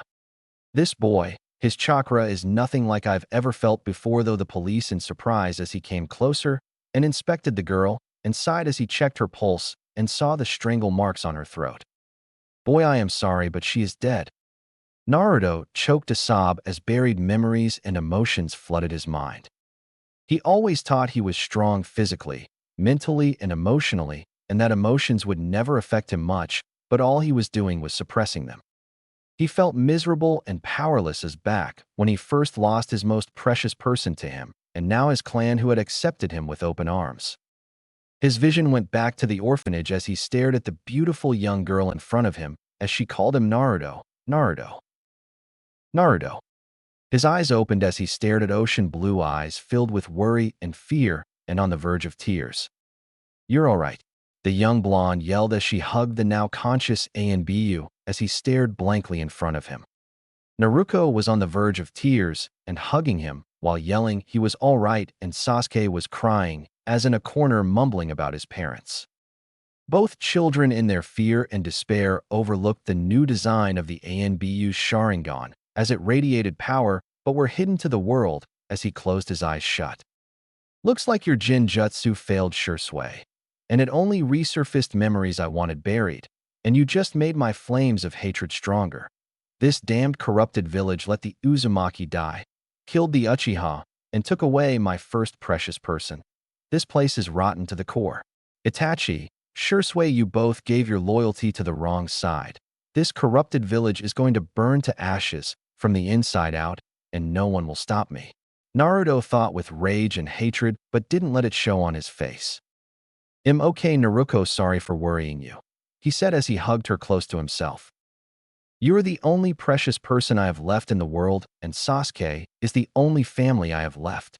I swear this time I won't let even the gods harm you," Naruto thought with anger. Naruto deactivated his Sharingan and looked at the Hokage monument. "My hatred will burn down everything to ashes," he thought as he glared at the Hokage faces.